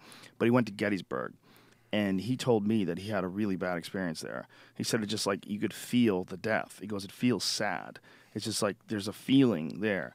And he goes, and it might be because I knew what happened there. He goes, but it didn't feel like it. He's like, it just felt like there was something in the place that I could tangibly interact with. Yeah, if something violent and bad happened, you can feel it in the air. Yeah, it is possible, right? Yeah, again, it's like my opinion on transfer of energy. Everything's connected. It might just be something that is, really difficult to register. Something that's really difficult. Like, there's a lot of people that automatically like shoo any idea away if that idea seems to be like a wacko idea. Like, they don't go, man, maybe. But think about how many fucking people have told ghost stories. Is it possible there's something to that? Is it all the imagination? I mean, it could all be the imagination. It could just be like an archetype that keeps repeating itself over and over again in the human psyche. Is it possible that there's things that can't be proven through science in terms of what we judge as scientific proof? I think it's possible that could be. I think it's also possible that there could be a whole nother dimension that we don't experience in this current state. There might be another dimension where consciousness lives. There might be another dimension where your soul goes after you die. It sounds ridiculous, but so does regular life. Well, your episode on psychics, man, I totally relate to that. I mean, I feel like everything's interconnected through energy, and that some people may be able to connect with the energy a little better than other people. Maybe they see stuff that's going to happen. Maybe, but the episode on psychics showed more about charlatans than anything. There was part of that, but I mean, personally, that's just one instance in which I personally believe that there are people who can tap into an energy that other people maybe can't. It's certainly possible. I can't do it, and I couldn't prove anybody could do it on the show. We couldn't get anybody to show us they could do it. The most psychic thing we had on the show was a guy pretending to be psychic that was telling us in advance that he was this guy Banachek. I saw that. He faked it. The mentalist? He told us in advance, I'm going to pretend to be psychic. He fooled a series of scientists for 4 years with all these tricks that he does. I mean, he's just a master at it. He won't tell you how he does it, but he tells you he's doing it. I want to know how he did the dice. I want to know how he did all of it. The dice thing, I looked at it, and he had his hand in his pocket while I was rolling the dice, and I wonder if there's something in his pocket that registers, like he could touch it, and it gives him like 2 zaps for 2, 3 zaps for 3. Like, it lets him know like what the number is. Ah. It is possible. It is possible that he does that.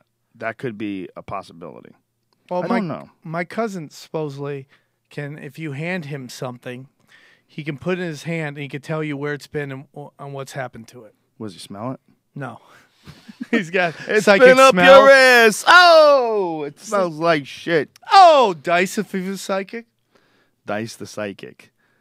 Oh, someone here lost a grandmother. I can see you sucking my dick. Oh, sexual psychic.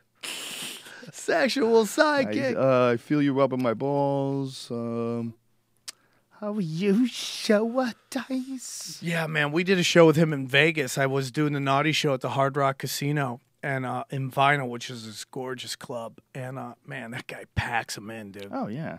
Well, dude, me, Norton, Bobby Kelly, Anthony Cumia, Red Band, and Sam Roberts went to see him at the Riviera. He was upstairs in the big room. Fucking killed. It was hilarious. Dude, Dice is a master. It was really funny, man. It was really enjoyable. It was an enjoyable show. It was a good time. Watching him do his carols doing the rhymes on a New Year's about 8 years ago was one of my favorite moments of comedy because I had grown up on that stuff. Hickory dickory dock. I grew up on that. Yeah. And it crushed. Yeah, he was a big part of my youth too. Listen, I remember listening to him in my car with this girl that I was dating, just giggling like a couple of retards. I thought it was so funny, and that was like the first cassette that he had. Remember that first cassette? Yeah, that It he sold like a dice. gazillion before social media and all that stuff. Oh yeah, there was no social media.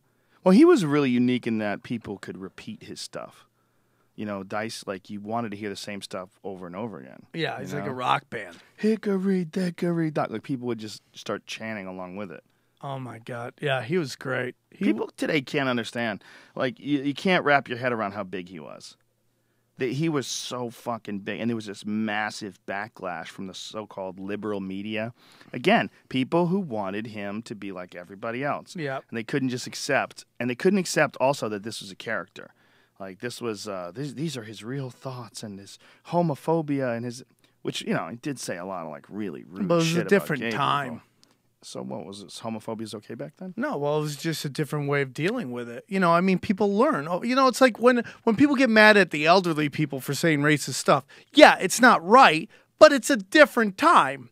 When your grandma asks you how your colored boyfriend is, you know, you don't throw grandma out the window. It's just a different time. It's not right. Are you It's a just Paula Deen apologist? No, well, hold on. Paula Deen, listen, I don't think you should call anyone the N-word except for me in bed, and that's just a true story. But listen, man, I'm sorry, but if I know the story right, if you're robbing me at gunpoint, is that what the story was? She got robbed at gunpoint and said some mean shit? No. Okay, that's what I thought the story was. If you rob me at gunpoint, I'm going to say some nasty shit. I think there was like employees involved. Just calling up employees N-words. That's not right. That's not right. Dude, I'm all love. I love everybody, dude. I love everybody. We got that. We got that from you, Sam. That's what I've been feeling. from No, the you jump. don't. You don't feel that. I do. I feel that. You don't feel. I love everybody, man. I don't care. But if you rob me at gunpoint, I'm gonna say some nasty shit. It's also no this- one got robbed at gunpoint, dude.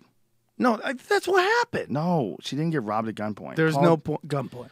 Oh my God. Let's see it. What is wrong with you? You have a phone. Dean robbed at gunpoint. Why would you? Actually, they asked her, "Have you ever used the N-word?" She said, "Yes, of course." And they asked her when. Oh, she was held up She at said, "When a gunpoint. black man burst into a bank that I was working." 1987 crime. She linked to. Oh, okay. I'm the asshole. Well, this is. But it was also about her employees were saying. So it Well, wasn't she like let them watch stopped porn it at there. work. I agree with that. I'm just saying that instant in which that's what got her in trouble. Wait a minute. Is this really it? She passed in the 1980s. She uttered the racial slur while telling her husband about being held up at gunpoint by a black. That's it? That's when she used it? Yeah, I mean, I'm sorry, dude, but Well, I'm sorry, dude, because I was saying that you didn't know what you're talking about. It was Aw, actually Joe, me. thank you. But I know for a fact that her employees accused her of doing it. Hold on. Accused her of racism. It started because a former manager sued her, and that's where the deposition started. Yeah, but how does that have anything to do with her getting robbed? She asked her. Okay, hold up. She asked her employee to dress up like Aunt Jemima. All right, now it unfolds here. Oh God, yeah, this is different. I guess apparently, after the robbery by gunpoint, she held a grudge on the African American community. But it also could be like an employee trying to get paid. It's fucking hard. But didn't it get man. dismissed? The whole listen, man. Listen, I love diversity. That's a big reason I love Southern California. Everybody's mixing with everybody. I prefer it that way. This guy who worked there said that Dean referred to her and other employees using a racial slur. The Times doesn't specify which, besides that there is a racially offensive term for black child. Oh, my goodness. Do you know what that is? No. Niglet. Oh, that's horrible. She must have called them that. But Maybe I'm didn't just making that up, though. Didn't They it don't- get dismissed? But come on, how fucked is it that you could write a story about this but don't want to say the actual word? Yeah. I don't want to say, but what it is want- an offensive word for black children. Yeah. What? Say the fucking word. Why are we pretending that if the word is so bad you can't say it, then it's magic? Then it's Candyman. Then why even write the story? Candyman. Let us know what's going on so we know exactly the degree of racism here. Yeah, I don't know. I didn't realize that she was. I thought she just like had used the word before. I didn't realize that she had used it because she got robbed. When you get robbed, you just fucking call people everything you can think of. It's when you're dealing with a heckler. If you're heckling me, that's way worse than heckling. You're dealing with a life or death situation. Completely. You're probably freaking out. You're probably so fucking high on adrenaline and fear. What does it say? It got Discrimination dismissed. case officially closed. Judge approved dismissal of the case. So that's the guy. Who knows, man? You got to look at things like that from a bunch of different angles. One, if she is racist, that's kind of fucked up. But two, she's famous and rich, and I'm sure people who work for her look at that as a target, and there easily could have been something that she... Paula Deen's robber comes to her defense? Wait a minute. Eugene Thomas King is the former bank robber who Paula Deen says she referred to using the N-word after he robbed her at gunpoint. King was caught and sentenced to 25 years in prison after the Dean robbery and a separate robbery. He lives in Brooklyn, New York now, and when we spoke to him, he actually broke down in tears. He blames himself for Paula Deen's troubles. I really feel for her, King said. She's being persecuted because of that one little mistake in her judgment. She was acting out of anger. Wow, look at this guy. He really came to grips with reality in court. He had 13 prior convictions for robbery before he pointed his gun. You need 14 before you can legally be called a nigger. It's 14. I've seen it. And he says that he's turned his life around. Good for him. Good for him, and also good for him saying that, man. You know, that's some clarity that a lot of people are not capable of. Sometimes people have to actually go through something really fucked up so they can see, like, what they're really doing. Yeah. Good for that guy, man. Story of my life. Yeah, well, I don't know if that's the only time she used that word.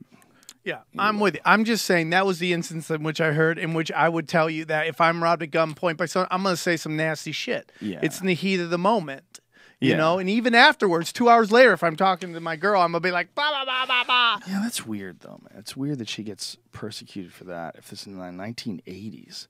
I mean, that's 30 years ago, 20 30 plus, years ago, man. At least 20, you know? It's so long. We really... Is it what is the exact year? Okay, if it was 1990, it would be 23 years ago. It wasn't today, she said. So it's 19. So it's more than 23 years ago. Jesus Christ.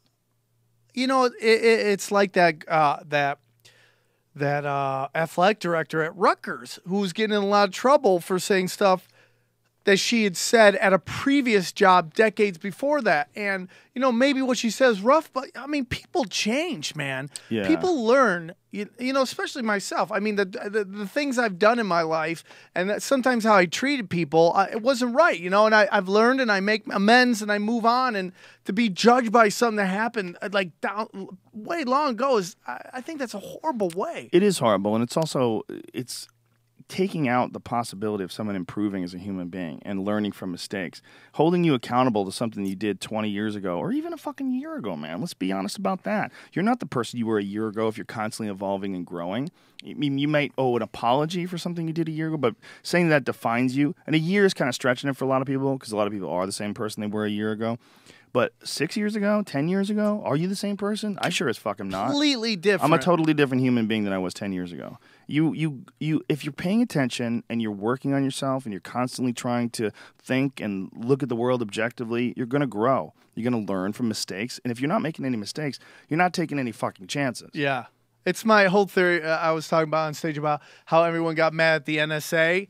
And there was people like, I don't care, I got nothing to hide. It's like, who doesn't have anything to hide, man? Yeah, like, well, are you not living any life? That's not the point anyway. The point is not the nothing. That idea is so silly. I got nothing to hide. Well, it doesn't matter. You can't give people that kind of power. Yeah. Saying something like that is just, without a doubt, being ignorant about human behavior. Because absolute power, this is the old quote, corrupts absolutely. It always has. When you give someone the ability to look on your email, Snowden was saying that he could just read people's emails. He could just target Sam Tripoli and just start reading your emails. Oh, God.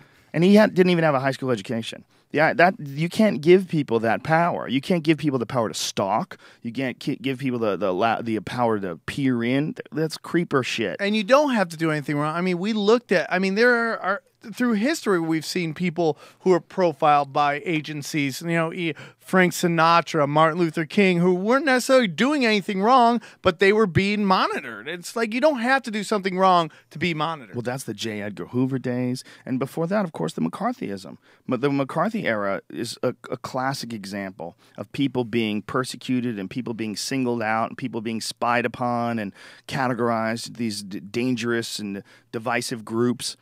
That kind of behavior is unconstitutional for a reason. Looking into people's lives is a violation of privacy, and it's unconstitutional for a reason. And we have to recognize that there has always been people that are looking to capitalize on the holes that we have in our system, and they will create false flags, and through those false flags, these events will cause them to clamp down more on security. Which they will is so create interesting, problems. right? It's ridiculous, but it's true. They will create artificial problems so that they will have a solution. Create a problem, propose a solution, get what you want. What did you want? We wanted to be able to control people. We wanted an Orwellian society. How do we go about doing it? Well, we're going to have a threat, and you're going to have this threat. Let's call it terrorism. Terrorism is a good threat because it's so undefined. It's not like we conquer one nation and our terrorism problem is over. It continues forever. And for people who think that's some tinfoil hat conspiracy bullshit, you're really not paying attention because it's happened. It's happened over and over and over again. Yeah, I mean, even if you talk about conspiracy theories with some people, they can't even begin to understand it because they're looking at it through their point of view. My whole thing is like, if you ever watch The First 48, man, it's this great show. It's sadly about murder and real murder investigations. You see people killing other people for $20. $20. Now, just imagine if there was $1 billion on the line, $1 trillion on the line, just because someone's in a suit. They're not standing on a corner. They're going to act different. No, it's all primal, basic thing. Especially if they don't have to pull the trigger themselves. Yeah, it's the desire to get as much resources as possible. That's what it's all about. I mean, it's basic human behavior. And if you can get it through the guise of war, it's really easy to get things done. You just hire a bunch of... And now they have mercenaries. I mean, during the Bush administration, they started using mercenaries for the first time in God knows how long, man. Openly using, like, Blackwater and all these other companies go in and do a bunch of shit. I met those dudes in Afghanistan. I know some of those dudes. I have friends that went over there and did some work for them. I have a friend who was a sniper in the Marines. And he made more money in doing that than he ever did doing anything. He would go over there for a few months at a time, made like $30,000 a month. Yep. Yeah, come they back. They make bank, man. But it's like that guy in Chicago who went around and unfortunately killed all those people shooting. You know what that was about? That was them trying to take over territory. They thought that area, that block or that blacktop was another gang's territory, and they didn't care who they shot. They just wanted to shoot. Yeah. So they don't care if they take out 13 people. They just want to gain a certain amount of power and resources. Same thing, like, if the government does something where a bunch of people die, I mean, whether it's 100, 200, 3,000, 5,000, whatever, it doesn't matter in the bigger picture of everything.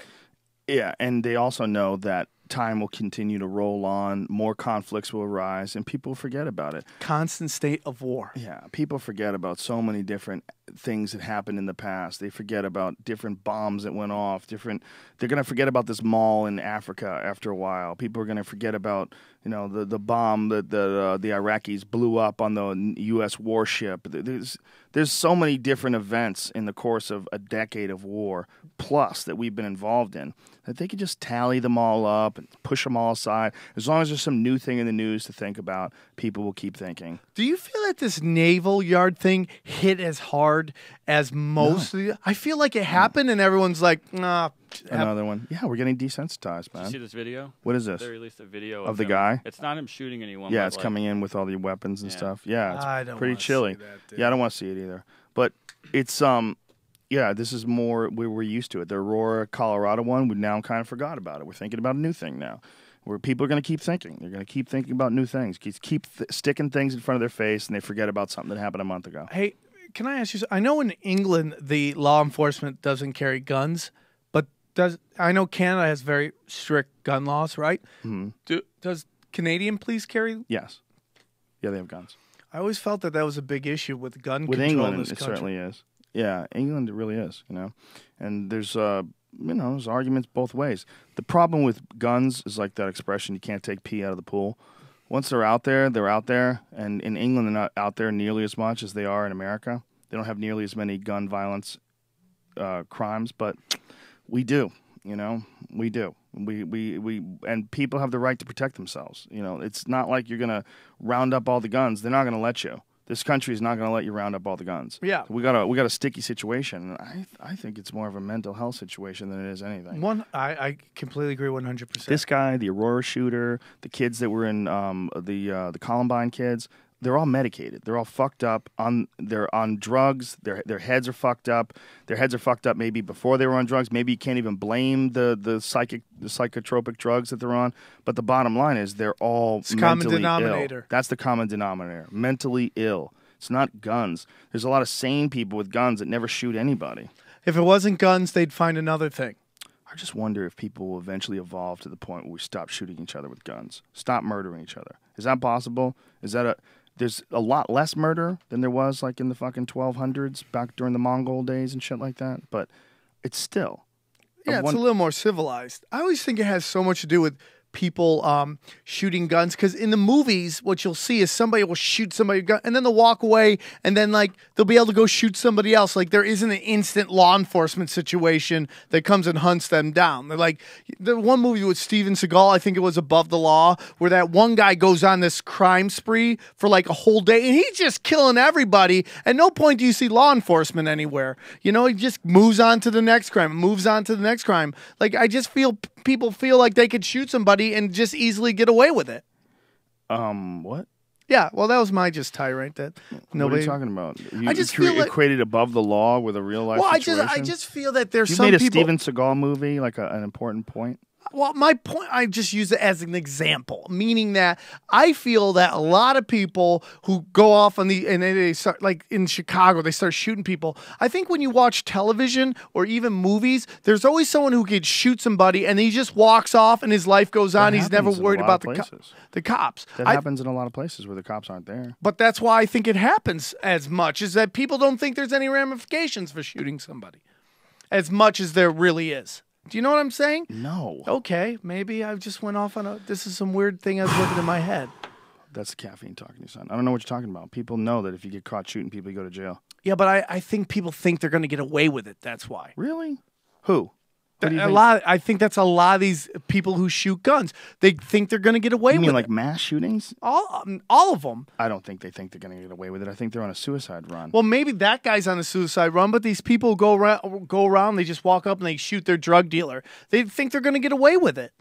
Because How do you know what they think? This is my opinion. I'm stating an opinion for the purpose of discussion. We're gonna bring this home because we only have a couple minutes left. Oh, it's almost over. Disaster. It was good to be back. I've never been in the studio. Buddy. Good to have you back on the show again. Anytime. I love it here. We'll be back next week. My lovely friends. We have lots of fun guests coming up. I got a gang of people coming up over the next few weeks. Some really interesting guests for the month of October, too. We got Greg Proops is coming back. And Rocktober. Yeah, a bunch of people. Lots of fun guests. And, of course, our friends. We don't know what we're going to do for the 400th episode. This is what, 97? 398? This is 398. So 399 is the next one. So in next week, we'll hit 400. I don't know what we're going to do. Probably get on Joey Diaz and Duncan and have some fun. And that's it, my friends. We'll see you this weekend, Sam Tripoli and I. And you can ask Sam to elaborate on his Steven Seagal / shoot someone and get away with it theory. I will. Thanks for Lumosity for sponsoring us. Go to lumosity.com. Tell them Joe Rogan sent you. Don't use the comma, bitch. Don't use Joe Rogan, bitch. Or bitch, Joe Rogan. Don't use that. Just Joe Rogan. Do whatever you fuck you want to do. Don't listen to me. It's America. It's America. Thanks to audible.com. Go to audible.com/Joe. Get a free audiobook and 30 free days of Audible service. Thanks also to onnit.com. Go to ONNIT. Use the code name Rogan and save 10% off any and all supplements. Thank you, everybody, for all the love online, all the people that come to the shows, the love on Twitter, and all the cool articles that you guys sent me. We're all in this shit together. The Freak Party rolls on for 2013. That's the new party. I'm in. I'm not represented by Democrats, Republicans, or the Libertarians. You can't handle money. You don't know what the fuck you're doing. Okay, what can the I Freak be in Party, charge of? Freak Party 2013, 14, and beyond. All right, fuckers. See you next week. We love Nice the shit shirt. out of